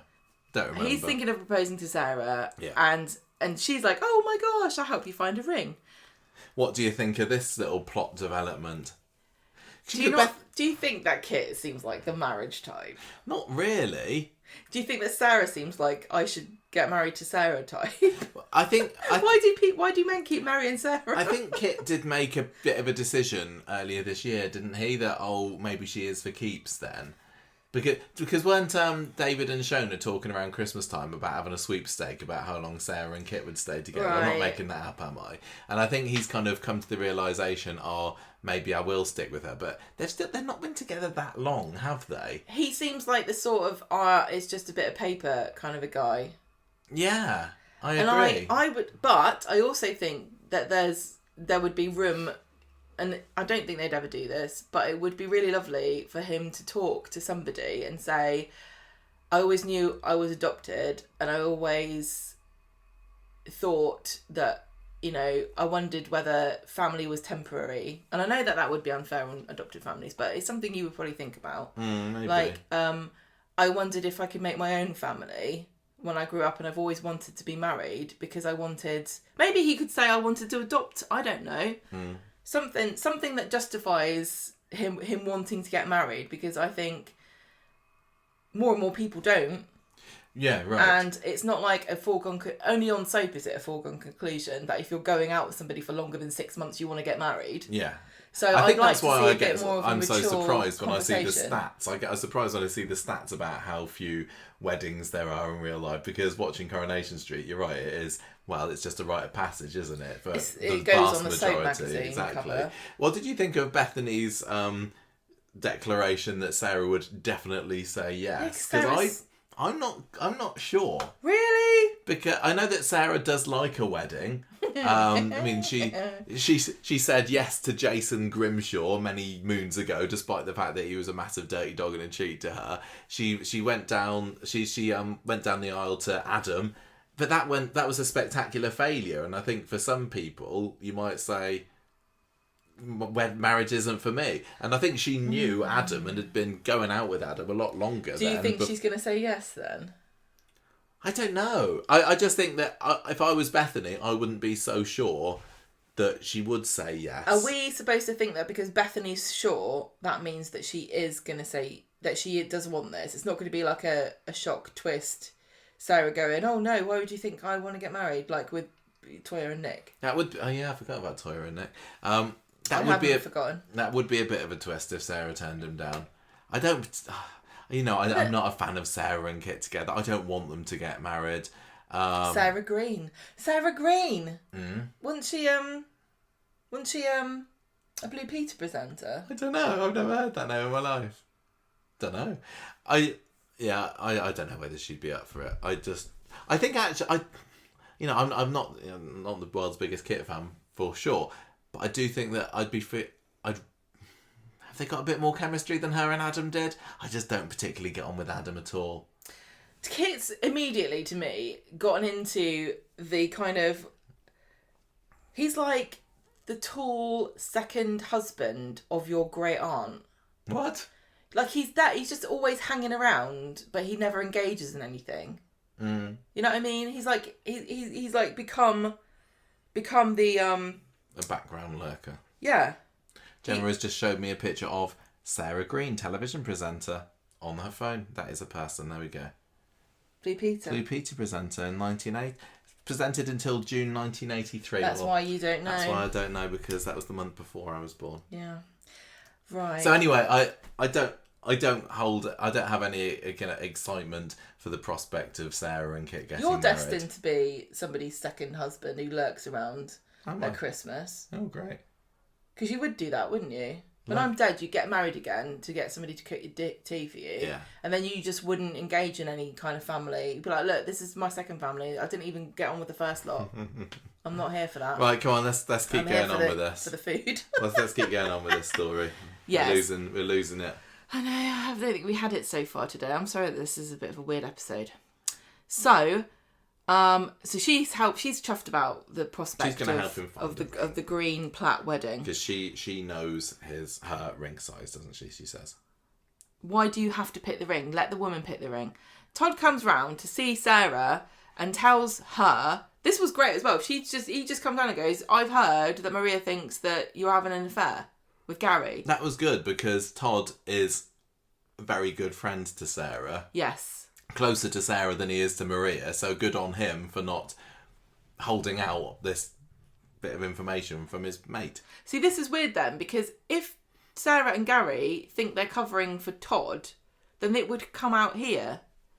But it didn't. So Todd says to Sarah, look, we've been through so much together, whatever it is, tell me, because I'm on your side. No, yeah, but if Gary and Sarah think they're covering for Todd, they might have seen Todd and mistaken him for having murdered.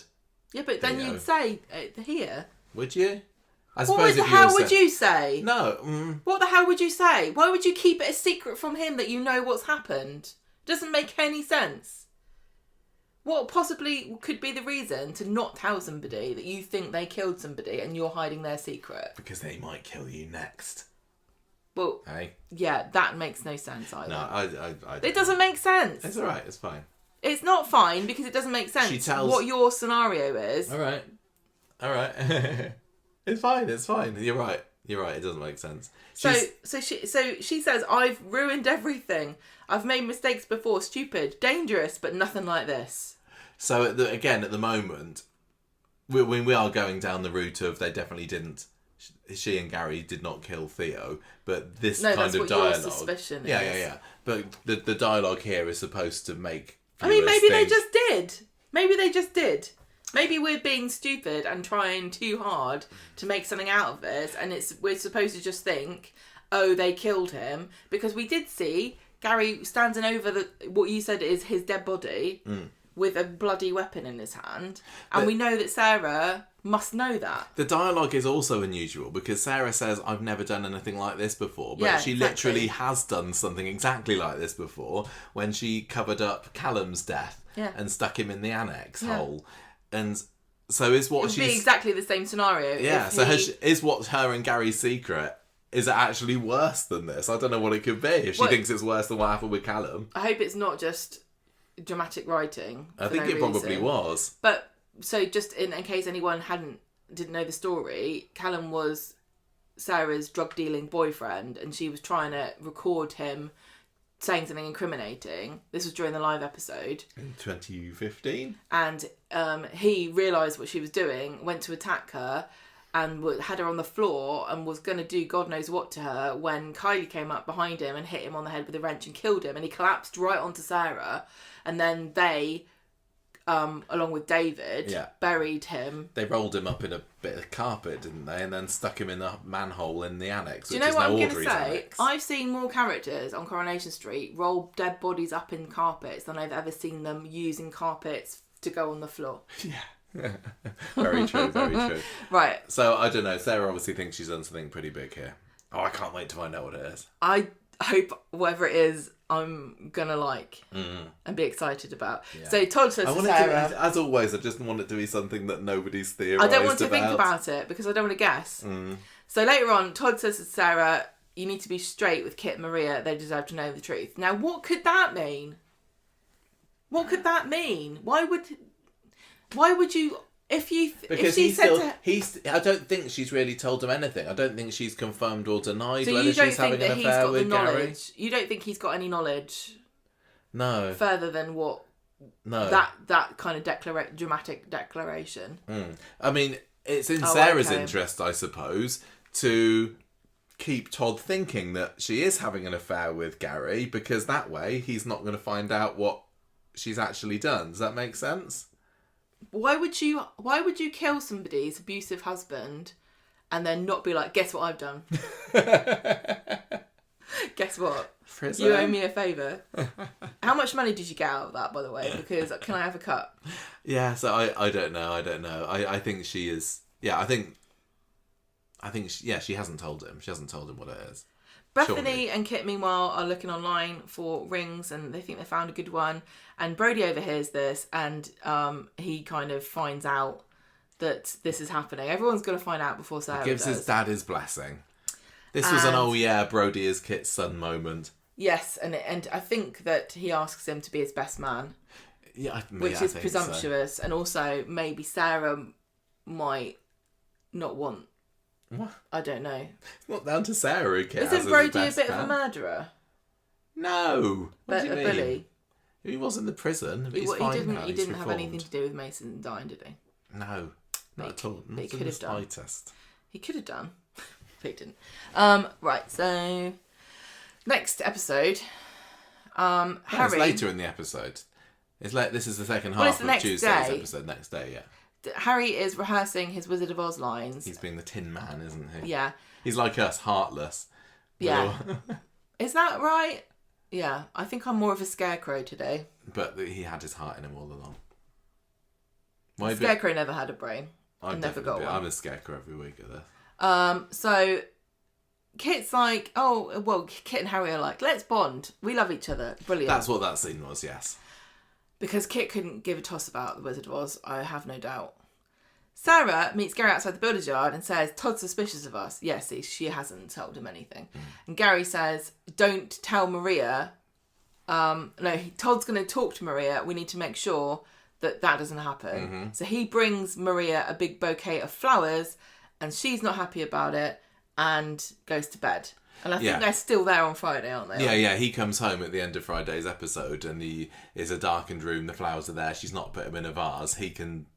Friday is, well, from this point onwards, it's him desperately trying to act like there's nothing going on, and he's just being the perfect husband and saying, deflect. Yeah, exactly. But she's too canny for that. Is there a business idea?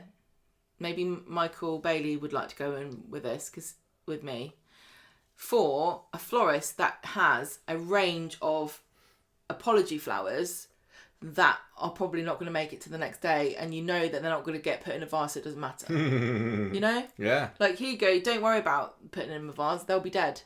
Yeah, specially bred to survive. Well, not specially bred, just like these ones are going off, so have them cheap. Apology flowers. Right, Friday. This is Gary's next stage. Gary's new ruse is to take everyone to America, to Orlando, on holiday. Gary, Maria, the boys, and Izzy. Izzy kind of invites herself. I don't know whether she does. I think she's... Well, she's going, yay! And he goes, oh, I'm paying. And she's like, brilliant. I didn't think I'm inviting you. Jake. I'm not inviting you. You can stay here. Maria's worried about this, and he says, oh no, this is what we've been doing recently. I guess he expects her to believe that Sarah's his travel agent. Yeah. And that they sealed the deal with a hug. She doesn't believe this. No, which I'm glad. I'm glad that she's Well, no, she's not stupid. No. Sarah comes in, she's like, oh, Maria, your hair looks nice. What have you done different? And Maria's like, what are you talking about? And then Sarah doesn't even look at Gary and goes off. Yeah. Maria is just super suspicious of all this. At work, Lisa and Kit are having a conversation, absolutely riveting, about how they're doing on the case. What case is Kit? And she's like, well, we're supposed to be a murder or something, isn't it? And Kit's like, oh, the bloke that got killed round the corner. And she says, yeah, we haven't sorted it out, have we? And he said, oh, bloody hell, I forgot that we thought Summer done it, and now she's out. Damn it.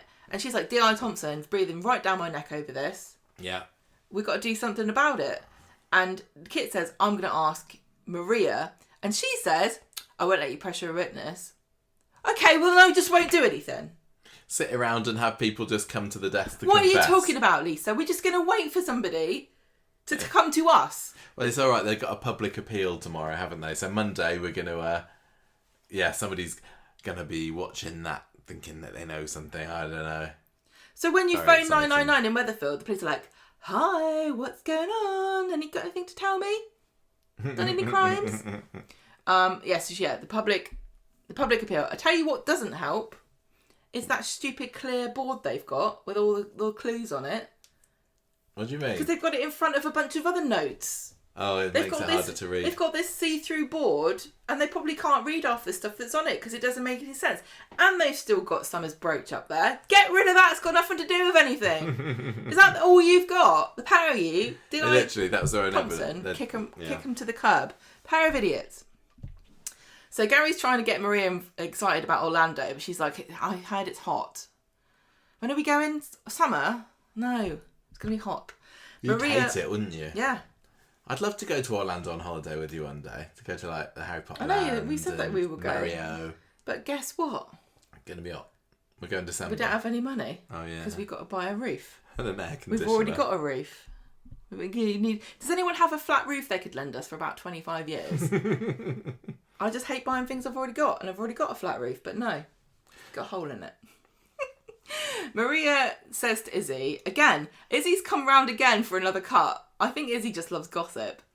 And Maria's like, I'm still suspicious of this. I don't believe a word of it. And Izzy says, I can't believe that he would cheat on you. And she says, well, Sarah was being weird again as well. She was being nice to me and horrible to Gary. Something's going on, and I'm going to prove it. And then this is when Gary comes home and sees that she's rejected his gift of flowers. Yes, exciting stuff. We can't really talk too much in terms of... I'm so annoyed because we won't say anything. Right. There's just some spoilers that are out there. Teasers. Yeah, teasers. Out there, I think that's fair to say teasers. Yeah. There's a trailer for next week's episode. And parts of it are probably not from the possibly episode. Specially shot. Yeah. Only a tiny bit. It's not like the... No, we're not going to do video about it. No. Okay, right. The Sam story. I'm glad I've got this one. Love Sam. And I'm glad that this story's continued. I think you set it up so that you would get this one. No, honestly, I didn't. But I was worried last week that when he got dragged into the hospital, like, that could be the last that we see of him for a while. But on, weren't we? It carried on. We got to see a little bit more of Sam, and there were some very wholesome scenes this week. So let's remind ourselves what happened here. But this did feel like, it's schizophrenia. It's not so bad. I don't think that's true. No, he's going to have flare-ups, isn't he? I think that... What? Yeah, Sam's got a rocky road ahead of him, if only because he's a soap character, and they will not stop. They will go down every single route there is possible to go down, won't they? Schizophrenia, Yeah, every single possible terrible thing that can happen to you will happen to Sam at some point, because they won't be able to help themselves. And then probably, just like Craig's OCD, he'll just forget he ever had it. We're definitely going to get to a stage where it's once in a blue moon. And then 1 Craig's year... OCD is a classic example. David's epilepsy is another one. I know he had an attack earlier this year, didn't he? For the first time in a decade, maybe. Well, I think that David's might be the best one they've done. I don't know whether it is. And that's not that well done, though. But I'm just saying, like... They mention he has to take medicine every now and then. Possibly, like, in 7... Once they've got rid of all the storylines they can think of, in about 7 years' time after that, Sam will say, I just need to take my medication. And they'll be like, there's our tick. Yeah, it's going to be like that, isn't it? So anyway, Nick's at the hospital with the Battersbys, and they see the psychiatrist who tells Sam and Nick that his CT scan is clear. Wasn't caused by the drugs, apparently. All of this psychosis and hallucinations that he's having. So what was that all about then? What do you mean, what was all that about? Well, him having the Ritalin. Yes. That did cause some of it, didn't it? No, not necessarily, because I remember telling you that was my initial thought. Mm. And then after it carried on happening longer, I was saying it doesn't make sense, but Corrie doesn't always care about necessarily completely being realistic. But these hallucinations should have cleared up within a week of stopping taking it. Yeah.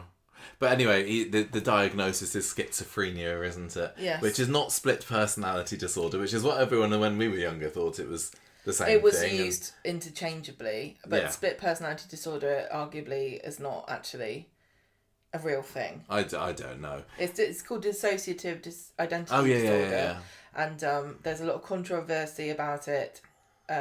But schizophrenia has got a variety of symptoms, including the types of hallucinations that Sam's been seeing recently. I think, from the little research that I did, that kind of thing is the most, I guess, dramatic, for lack of a better term, for a soap. So sort of seeing things, having these delusions, these beliefs that are based not at all on reality. And I guess that's what we've been seeing with Sam, and may well continue to see if he doesn't take his medication at some point. But it can also have symptoms like memory problems, lack of motivation, all that kind of stuff as well. So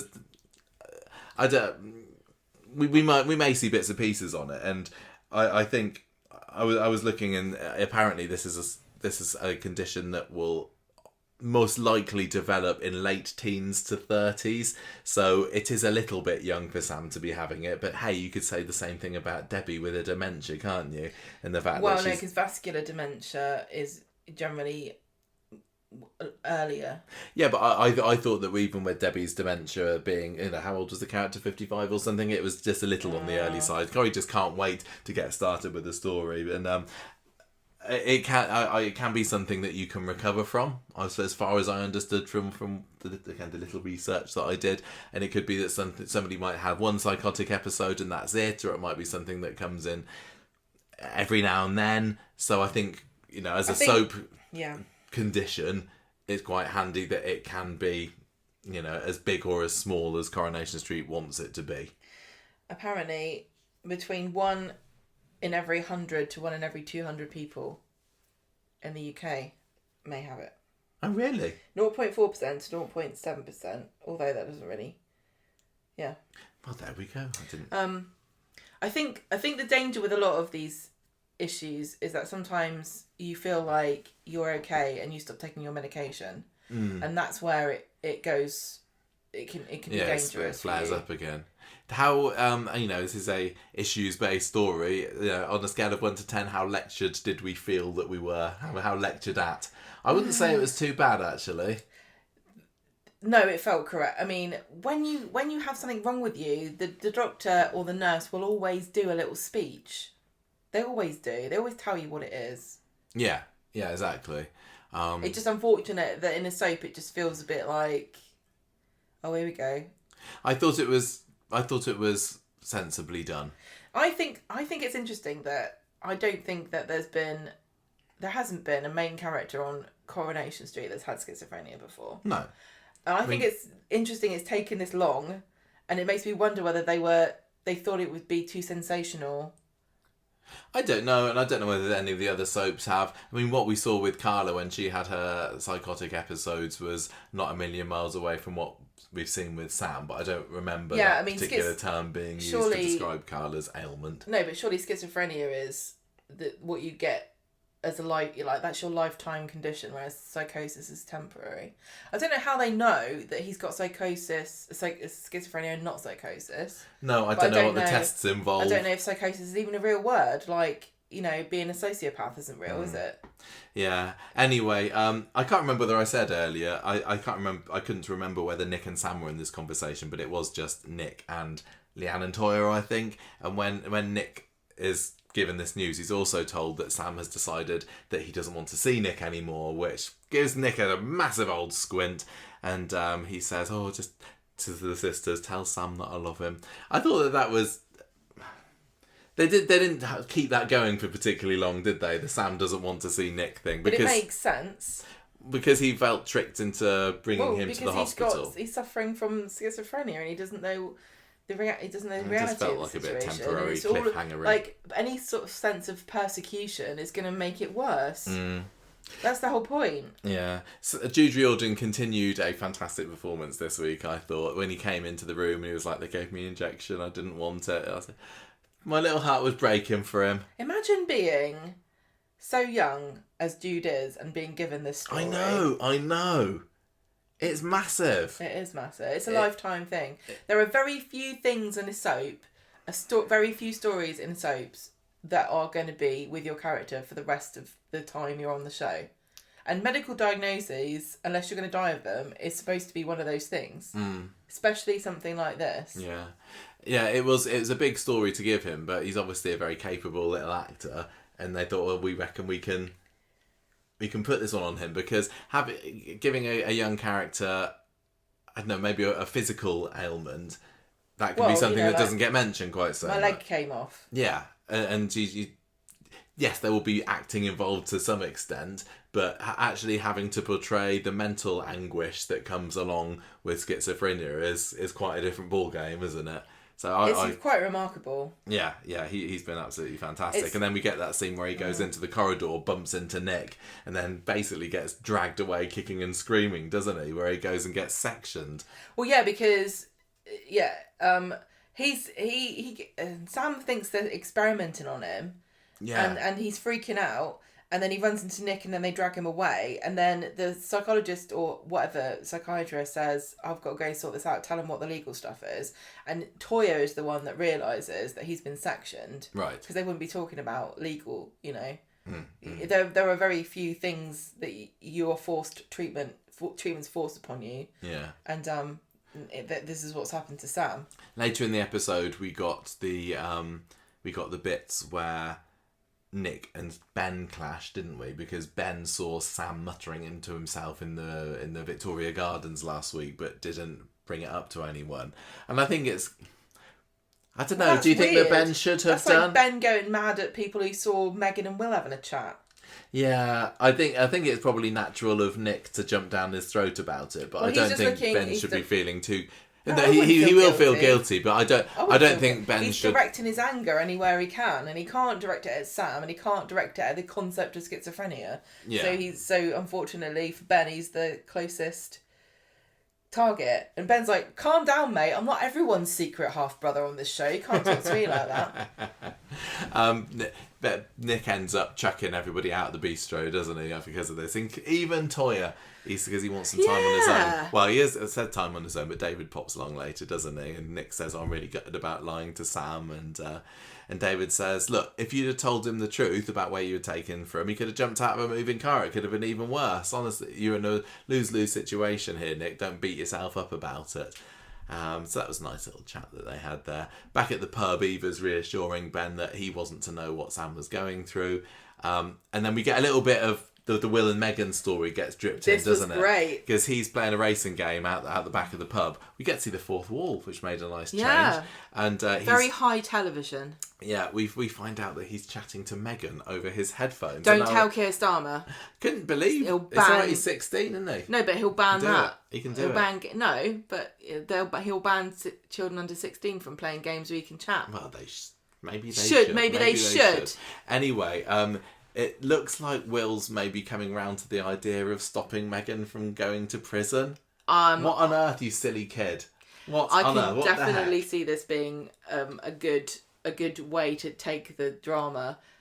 But last week when Megan was meeting him at Freshco's, he's like, I don't want to know. She's been dripping her poison in his ear. Why would he even start a voice chat with her on his game? Michael, if he was capable of making rational decisions, the relationship he had with Megan wouldn't have been a problem in the first place. I suppose he's still young. He's still young. He thought that this was the woman that he was going to be spending the rest of his life with. People do not mature, grow up, and have normal brain thoughts until they're 50. And I can tell you that for certain, because I'm not 50 yet, and I don't know what's going on. Well, the issue here was Nick... No, but I think Ben thinks earlier in the week Sam's not going to be able to give evidence at the trial now, is he? Which kind of scuppers our theory, because we were really hoping that he would take the stand and maybe have a bit of an episode. We were not being very... we were being soapy about it. Yeah, for dramatic purposes, Sam taking the stand and would be quite hallucinating, excellent. Like the judge is Roy. Yeah. But now it turns out that Will is possibly the only person that can give evidence here. There is of course, was it Lee? The second child. Yeah, the other guy. I don't know whether we'll see him again. So if it's all comes down to hang on a minute. Sorry, you were going to say if it all comes down to his testimony it could go wrong. But does everyone forgotten Kit came up and said we've had some more evidence? I don't know what that was about. Nobody knows what that was about, least of all Coronation Street, because that was the triumphant moment when we thought that Megan finally was going to get her comeuppance, and they've just spirited that into nothing. Is that the sort of thing that Kit would be not allowed to talk to Ben about? Is this going to be a surprise evidence? I don't think that makes sense. I would have thought that if... You'd have thought that at some point Kit would have said, because Kit's dodgy, he would have gone to Ben, don't worry about it. I can't tell you exactly what we've got, but we've got something. It would be such a disappointment if there's some surprise evidence on the day. I don't think that would be disappointing. If it was something that we Why would you want to go in there knowing everything that's going to happen? That's what we hate about soaps. Do you think that Will is going to... He's going to defend her, and I think she's going to get away with it. Then I think something bad will happen to her. And she'll be killed or something. No, I don't think she's going to get killed. I think that she's going to get sent down. I think it's more likely going to be a case of Will planning to defend her, but then when he's up there on the stand, something happens and he gives the evidence that gets her sat down. Maybe. I just think it needs to be Will that sends her down for proper poetic justice about it all. Well, it's not... Yeah. I'd rather that was the case, but I don't particularly mind. I'm really excited about this trial because I don't think it feels like anything is set in stone. I don't think she's going to get away with that. I really, really don't. But hey, I guess we'll find out. I'll tell you what will definitely not happen, but I'm pretty sure won't happen. She's not going to pull a Kirsty. She ain't going to pull a Kirsty, no. She's also not going to be wrongfully imprisoned. It depends on... We don't even know what she's going to prison. Trial for. Anyway. Being rubbish at online games. We see a scene with Leanne at the hospital later on Monday's episode. And she's trying to talk to him and he's not listening. We get a little bit of wibbly wobbly sound, don't we? When she's kind of muffled in the background. she takes a psychiatrist or whatever it is to one side, says, look, Sam's not talking to me. And she's told, no, it's all right. We put him on a drug that can often have that kind of symptom. Finding the one that's right for him can take weeks or even months. So, I don't know, maybe... I think it's by the end of the week, has he got the right medication? Because he seems on Friday to be unlikely. Perfectly chipper, isn't he? That would be very quick. But I was saying to you, it's equal parts terrifying and miraculous that you can take some kind of drug that affects your brain. And I know everyone knows this, but I'm constantly astonished by the fact that my brain is made of chemicals and hormones and meat. And I'm not just some kind of nebulous being that sits inside my head made of unicorn farts and hopeful dreams. Yeah, you know what I mean? Just the idea that your brain is affected by chemicals, it freaks me out. Well, it's worth Who are you then? Sam talks. This is the conversation that Sam has on Friday, isn't it? Like, will I still be me? Will I still be able to play chess? Will I still like maths? I mean, I don't want to get super weird about it, but is not the best government in the world the one that just sits everyone in a chair, hooks them up to a drain and a some food, and puts them on drugs? What? Is that not like drugs can make you feel good? You know, there are great illegal drugs that make you feel brilliant. It's the fact that you have to keep taking them and you have to keep stealing stuff that's the problem. So really, you know, when they say, oh, GDP is not the way to measure the success of a country, it's happiness. If you had everyone in your country just hooked up to heroin or something, would everyone not just be super happy? Sounds a bit Matrix, that does, Joe. Well, that's what the Matrix is, isn't it? Is that not... Are we all not just going to get... That is the future, isn't it? We're all just hooked into ChatGPT. Agent Smith for PM. What's wrong with it? What morally is wrong with taking some kind of happiness-inducing... Do we really believe that suffering is the only way to true happiness? I do think that there's some perverse element of humanity that we feel as though... You have to earn happiness in some way by suffering for it. Do you not think that? But if you could just take a drug that made everyone happy, why aren't we doing that? Because people think it's not natural. Because I think what would happen is that everyone would be as happy as everybody else, and the people that are rich don't want that to... They want to be the happiest ones. They want to be the ones that are on top. Conspiracy theory. Do you not think so? Because what would be the point of being the richest man in the world if everyone was equally as happy as you? There's be no point. You'd be like, stuff. You'd be like, good for you, Elon. I'm just happy you're happy. And he'd be like, no, I want you to be jealous. Okay, look, we're going off topic here a little bit. So Tuesday's episode was another flare up between Nick and Ben in the Rovers this time, isn't it? And they're walking into a narrowly avoided one. Nick walks into the Rovers, sees Ben's there, walks off, and Ben chases after him, says, look, I'm really sorry. If I'd have known how bad Sam was, I would have said something. And Nick kind of begrudgingly accepts his apology, and Toya hangs back afterwards and says, look, thanks for coming over. She tells him about Sam not wanting to see him as well. No, she says to Ben that at one point Sam didn't want Nick to see him. Yeah. And explains why he's having such a hard time. And Ben can understand this because he was alienated from Will by what Megan influence had done. So they have this similarity, and it must be very frustrating for Ben to think that he had inadvertently inflicted a similar suffering onto Nick that he was feeling himself. Yeah. Perfectly described. Thank you. Tell you what, if they were all on drugs, it would be fine and they wouldn't care. David's with Nick in the bistro later and saying, look, I think that Sam's brain's just got overloaded with facts. That's how it works. This is so stupid. A sponge can only suck up so much until it wazzes water over everywhere. This is the sort of crap I come out with. Me and David, he can have beer, I'll have cider. By the end of the night, we'll both be on drugs. Because I would have convinced him it's the only way. Toya comes in and says Sam wants to talk to Nick, so that's why I said it was just kind of a temporary mini cliffhanger thing.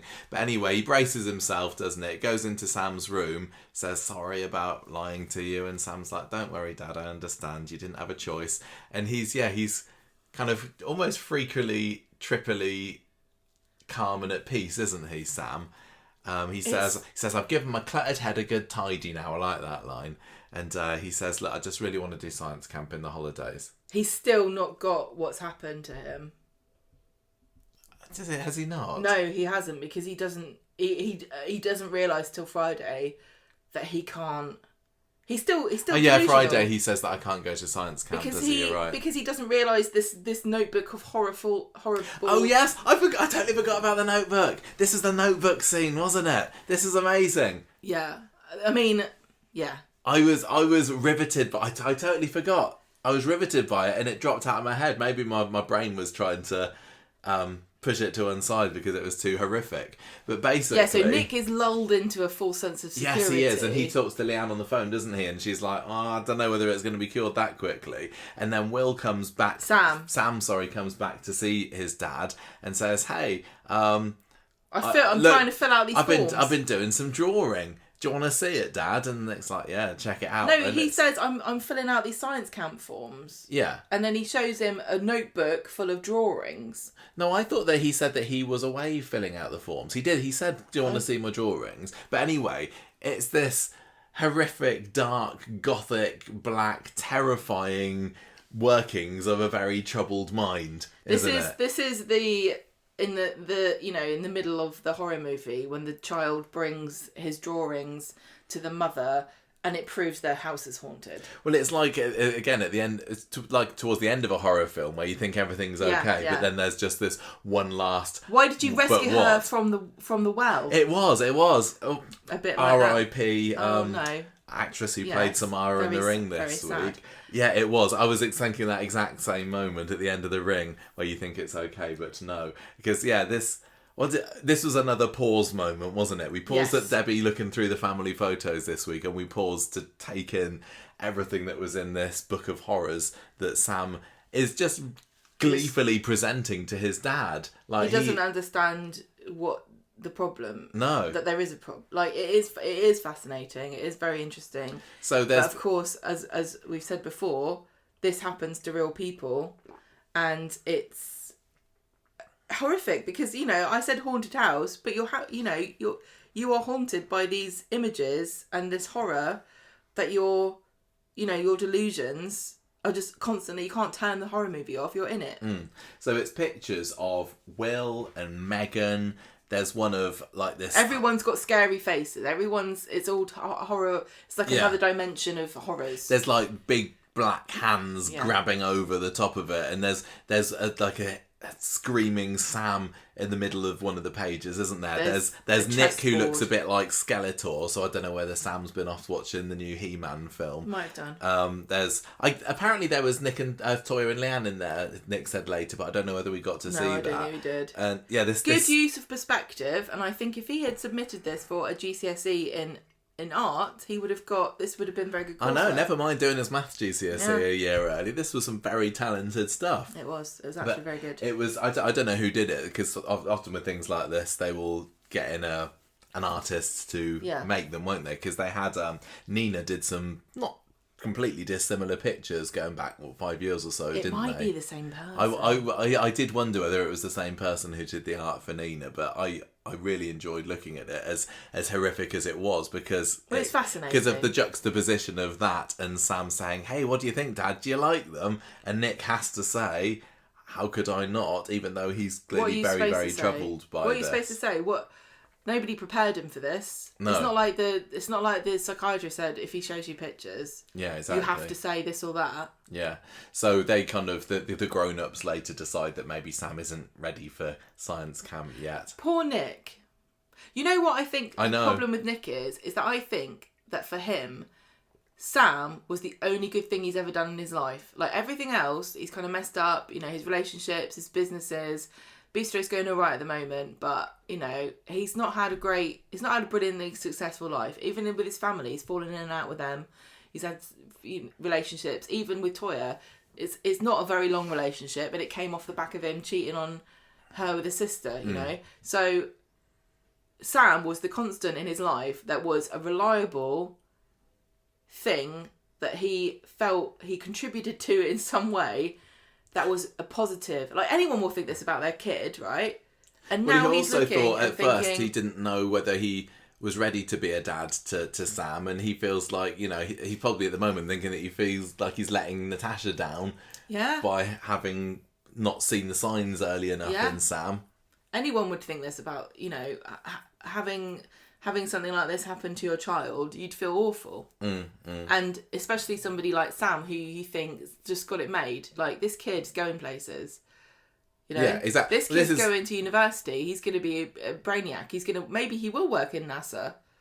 Yeah, Nick has the conversation with Toya at the end of the episode in the bistro, but previously to that, he has another kind of kick off at the Rovers, doesn't he? When it turns out that Ben knows about the book because Anne's told Eva or whatever. Well, yeah, because the sisters are like having this secret text messaging that he's.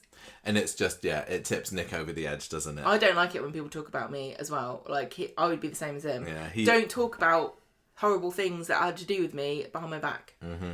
Nick says, I had really high hopes for Sam, and now, you know, is his life over? It's not... you can't blame him for catastrophizing a little bit. Well, nobody wants to have schizophrenia. No. But you can live... You know, I think it did feel a bit like... I'm not sure how true this is, when the psychiatrist is going, you can lead a full and happy life. I don't think it's... It feels a bit carpet sweepy. She should have said that and said, oh, I've just seen the note that says you're a soap character. Sorry, forget I said that. Yeah. Like, you don't want to give somebody... You don't want to upset somebody. You don't want to, like, make them... Like, if somebody's watching it, who's going through this, you don't want to... You want to give them hope, but also somebody who may be struggling with it might feel, watching that, going, well, what's wrong with me then? You've got to acknowledge that not everybody's going to have the same experience. Right. And also, just because he's smart doesn't mean that can somehow brain his way out of schizophrenia. It doesn't work like that. Yeah. I'm really, really fascinated by this. And some issues stories, especially medical ones, and this is medical, isn't it? It's in the head rather than the body. I'll be like, oh, another one. But I am really fascinated by this, and I think it's mostly to do with the characters involved, to be honest. Well, you know, I really enjoy psychology. I don't know a lot about it, but I find it very fascinating. Yeah.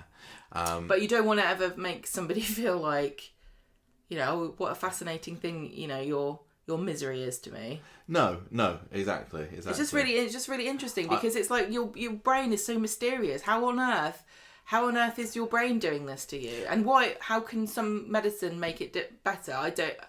Honestly, it's like magic. I'm just really excited at the hopeful potential of some of the dramatic scenes that we'll see, knowing that we've got some really, really good actors involved in this. I just really hope that whatever they do, people who are going through this, or people that know somebody who is going through this, feel like this story doesn't feel like it's exploiting me, and I feel recognised and seen and not sensationalised.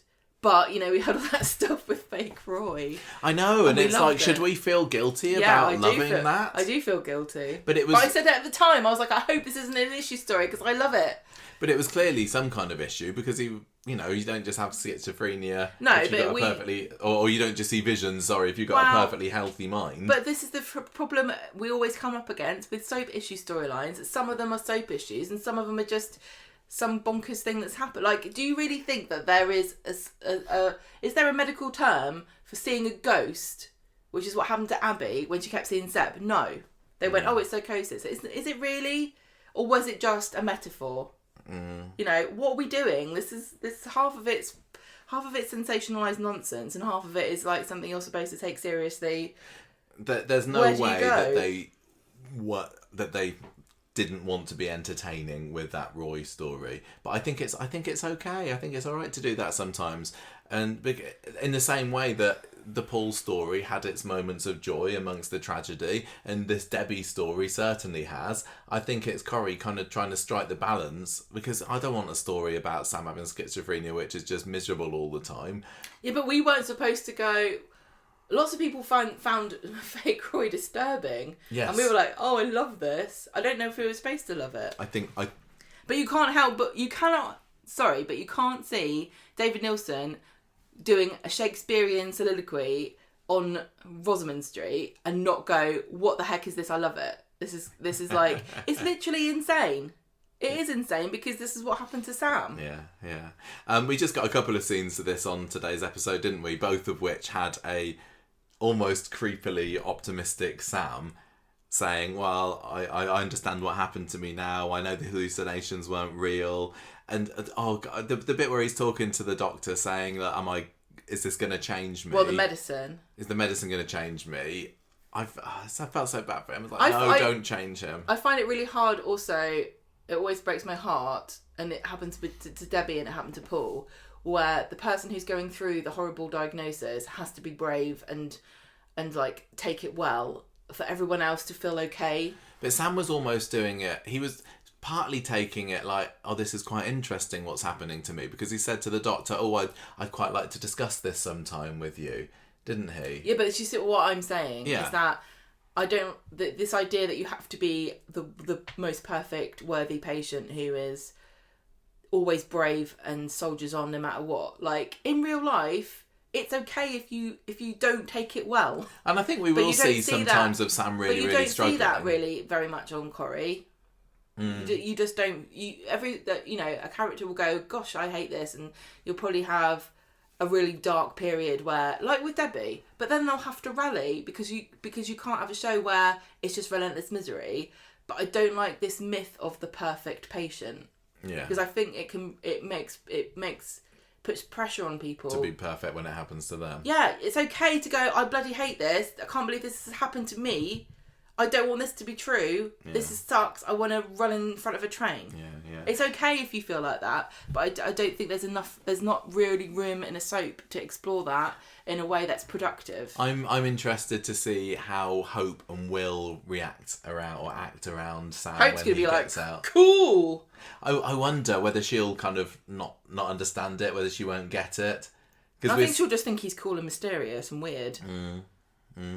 Anyway, that was kind of it, wasn't it? We see there's a little scene at the end where Sam tells Nick that he saw Malroy again last night, and Nick's like, yeah, that wasn't him. Roy hasn't come to visit you, and we're left with the idea of, is it over between Sam and Roy? Will they never play chess together again?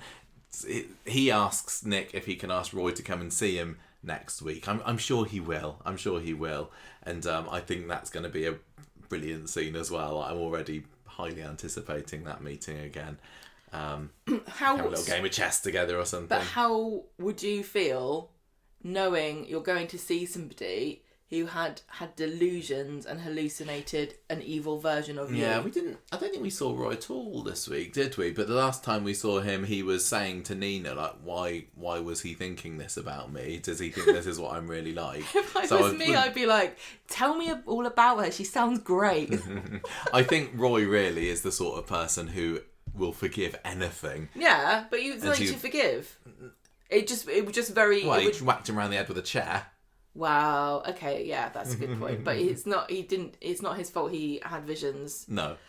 But I think a lot of people would find it very strange to know that you had been part of somebody's hallucinations. Yeah. Well, Roy thinks differently to other people, doesn't he? Yeah. I can't wait. I really hope this story runs and runs and runs. I'm so glad that it didn't just end with him being carted off into hospital last week. Poor Sam.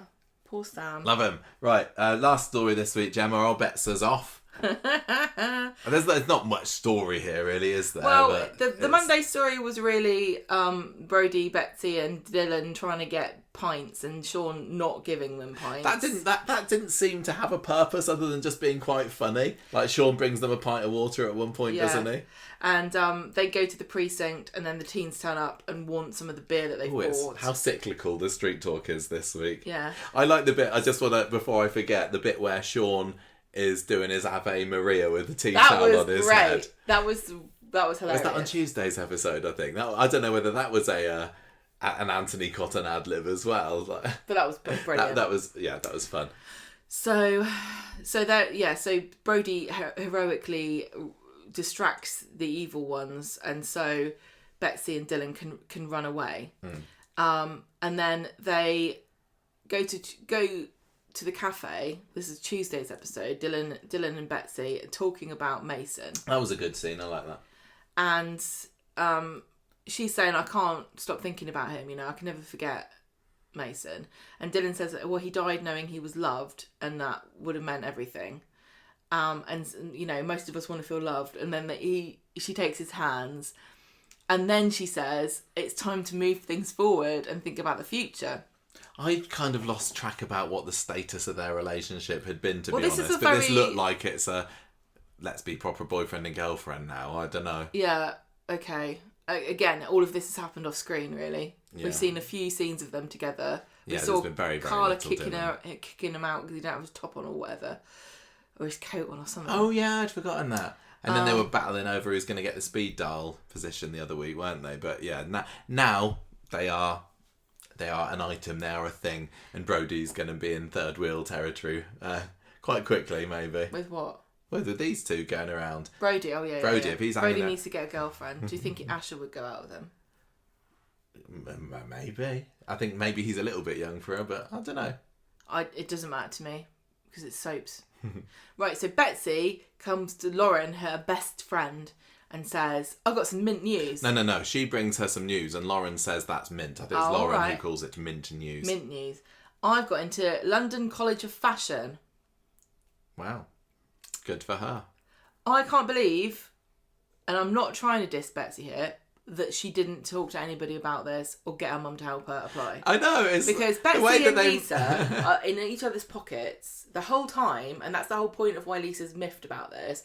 But does she not know that she was applying? Do you not just tell your parents what you're doing when you're that age at every single step? I know, it felt a bit like when what's her name, Bethany was headhunted by that magazine in London that just popped into her inbox one day. But surely you don't accidentally get accepted to a London College of Fashion. No, but she doesn't know whether she should go ahead with it, does she? Because, her and Dylan have just taken it to the next level. Well, Lauren's like, stuff him. The place is going to be full of hunky male models. But what she doesn't realise is that most of them are probably gay. Betsy breaks the news to Dylan, and he's like, oh, that's really great. I could come down and stay with you. I could come down and stay with Violet, my mum, who's not dead. A lot of people think she's dead, but they're confusing me with Sam.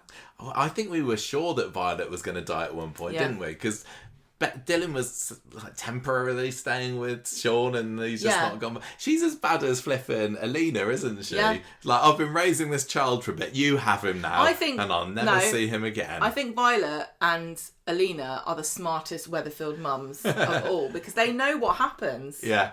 All get killed off, don't they? Exactly. She's like, I'm not going 100 miles of that place. You go, you can live there. But mothers don't live long. So it becomes apparent that Betsy has not told her mum. So she does on Friday, and it goes down like a bucket of sick. Carla's thrilled. The writers just don't want to anyone to like her. That's it. They don't want anyone to like her. She reacts badly to everything. She comes across as such a cow. The trouble is, they want to make a story about Lisa missing her child, and like that's a very relatable thing for lots of people to have your child leave the nest, and they're so close to one another. And with everything that happened with Becky, the first time when she died and the second time when she's gone to prison, they're really close. They're a lot closer than lots of mothers and daughters who are close anyway.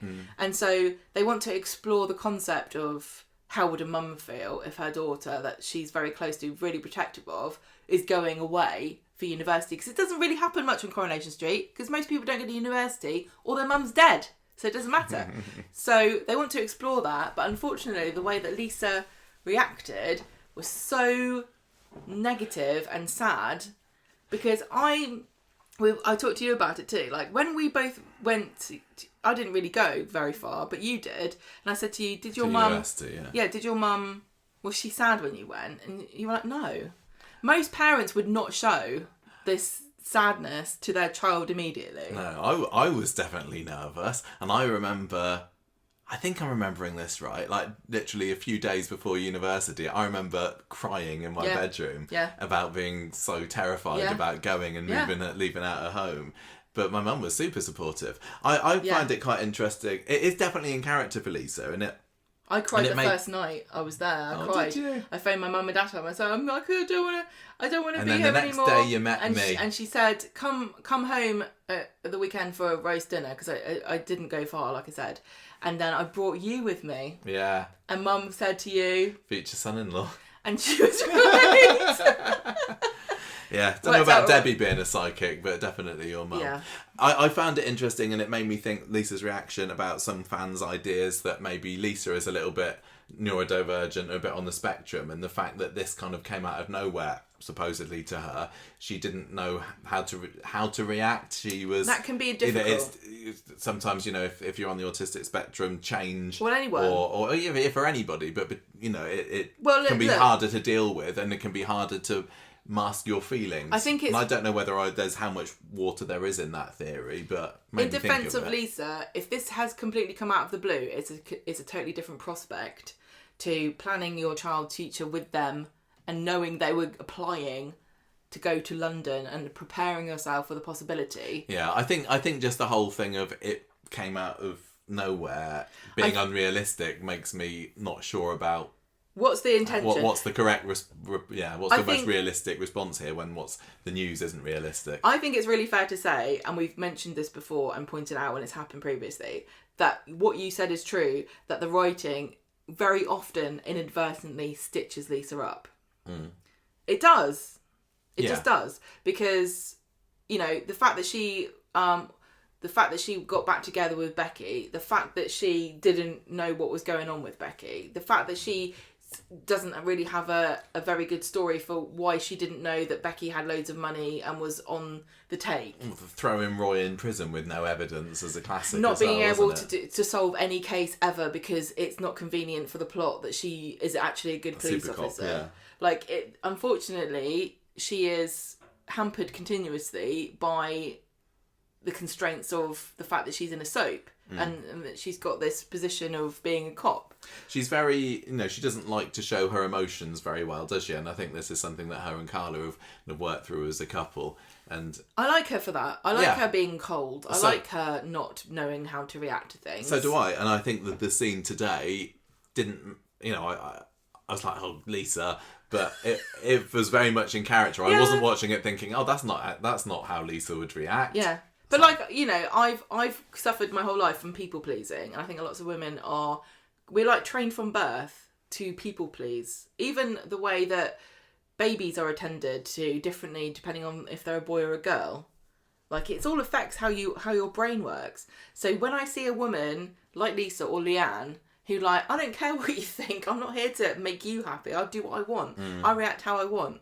I just really love them for that, because I think that living your life in service of making other people like you is a wasted one. Yeah. And Lisa genuinely doesn't care. I felt bad for Lisa as well, because Carla's immediate reaction was to throw her arms around Betsy and say, oh, well done, that's brilliant, that's amazing. And I imagine Lisa's thinking, hang on a minute, this is the same kind of mummy relationship that we had with Becky, where Becky was the cool mum. Becky would have gone, oh, amazing, Betsy, fashion. And Lisa would have been the one saying, well, hang on a minute, let's just think about the practicalities of this. I've got to work out the logistics of this. And Carla's like, it's not my kid. This could have been a chance for Lisa to have reinvented herself as the cool mum, but she didn't do it. I thought it was really funny when Betsy tells Lisa that she's going to start in September. And Lisa's reaction is to go, gosh, September, that's really soon. As though every single course in the entire history of this country didn't start in September. Yeah, I know. When did she think it was going to start? Yeah. I think Carla's reaction was partly to be the supportive mum. Well, what you don't go... When somebody says, I'm going to university, you go, yay! Yeah, but also I think for Carla, she genuinely is quite thrilled that she's going down the fashion route. So she's got this new daughter in her life who's got the same passion for fashion as she does. And I think that's going to naturally make Carla react in an overly positive way. Yeah, and if you recall as well, when Becky was around, she and Betsy had a fashion show. Do you remember that? And Lisa joined in eventually. Yeah. But she's clearly not like, oh, I'm so glad you like fashion. Yeah. She doesn't just, if Betsy said, I'm doing forensic psychology, she'd be more excited. Can you imagine that? No. I don't think that's really what the careers advisor would have picked for Betsy. No. So Lisa's gets this news and she tries to be happy, but she's not very good at suppressing the instant worry that she's got. Yeah. And then she sort of says, I've got to go work. We'll talk about this later. And then she says, well done, I'm delighted for you. Which is what you would say to your colleague that you don't know who's pregnant or something. It was a very... very formal and removed. Yeah, removed is exactly what it was. But it's like, I know I need to say something. Yeah, because I'm pouring cold water on this and I don't necessarily mean to. But yeah, so Lisa and Carla later on, Betsy's gone and they're doing the dishes together. And Carla's like, you know that Betsy's a grown-up and she's got to do her own thing. And Lisa's saying, like, I just will really miss her. And Betsy comes down and says, like, I love you. I promise I won't lose touch with you. You're going to be coming down to me. I'm going to be coming up here. It'll be fine. Yeah, we didn't get to see just the Lisa and Betsy scene that was kind of promised at the beginning of the episode, did we? Where Lisa says, I'll talk to you back at home when I'm back home. I guess this is to come. Yeah, and then they all go to the pub, and Lisa and Carlo are there as well, and Tracy tells them that Betsy needs to help them on the fashion stakes because Carlo looks like Batman and Lisa looks like Mr. Bean. I think that's pretty harsh on both of them. Like, Lisa doesn't look anything... Mr. Bean doesn't wear that. If she was there with like a red tie and a white shirt... Somebody did put side by side, and there is a pair of pyjamas that Mr. Bean has got that looks quite similar to what that's so funny. Lisa was wearing. If Lisa starts, carrying around a little teddy bear, maybe... If Lisa starts going... Yeah, Betsy's also talking with Dylan in the pub saying that she's going to miss him. I don't know where this is going. No, I don't either. Is she going to go to London for I don't see it. Nobody goes away for further education in Coronation Street, and I don't think, as far as I know, Sydney Martin isn't leaving the show, so something's going to happen to stop her from doing that. Even Bethany in her incredible journalistic career ended in her returning with a stolen car. Oh yes, having written articles about air fryers. Like that. So, are you assuming as well that there's something going to be absolutely massive? There will be a spanner in the works. Yeah, like, is she going to get pregnant? Is she going to have her hands chopped off? Is she going to? Yeah, but you can still do fashion with no hands. What can't you? What would she lose in order to stop? What if she goes colourblind? Is she going to lose her sense of taste? You don't need to lick the clothes. Not that taste, just taste for fashion. Oh, like she suddenly goes, yeah, Sean is a beacon of fashion. She could go blind, couldn't she? We've been rewatching the first series of House of the Dragon at the moment, and Watson getting his eye out. Well, that's a spoiler. No, it's first season. It's fair game. And I said, Watson getting his eye out. I think that's vague enough. Or her. Maybe Betsy will lose both her eyes and then she won't be able to do fashion. Although, being deaf didn't stop old Beethoven, did it? Yeah, as long as you can remember what clothes look like. Yeah, exactly. You're fine. If she's as talented at fashion as Beethoven was for music, she's okay in that scenario. We'll have to wait and see. Literally, I've got no idea. But Corrie has been... I kind of like that idea. Corrie has been saying for a little while, and Sydney said to us as well, I hope, sorry if this is a spoiler, but we talked about it very briefly when I spoke to Sydney earlier this year. Oh, there's going to be a bit of a coming of age story for Betsy, isn't that? And right, okay. Nothing more than that. To tell you what I don't link to coming of age stories. Blindness. Unless you're a boy... and you're fiddling too much. Yeah, that's true. Okay, well, I mean, it feels like it's starting to ramp up now. And originally, when I heard this, I was like, I'm not really interested. But I am actually quite interested now. Can you imagine somebody describing a story where their character goes blind as a heartwarming coming-of-age story? Just like PJ and Duncan. It was, in Biker Grove. Yeah. I'm sorry. That's a spoiler as well. Right, what are we rating this week's Coronation Street, my dear? I think I'm going to give this 4 blinded fashion designers out of 5. Okay, fair enough. Nothing based on this week's Coronation Street, just our predictions then. I'm going to give this 4 fully saturated sponges wazzing all over the floor out of 5. I thought it was a good week. Character of the week. Building up very nicely to some drama next week. Debbie, Sam. Oh, it's hard, isn't Carl. it? Because it's really hard not to just go for your favourites. And this was a big Debbie week. It was a bigger Sam week than I was expecting it to be. Yeah. I thought that actually Carl was quite interesting and watchable this week, which is very different from me. How magnanimous of you. I know. Maria...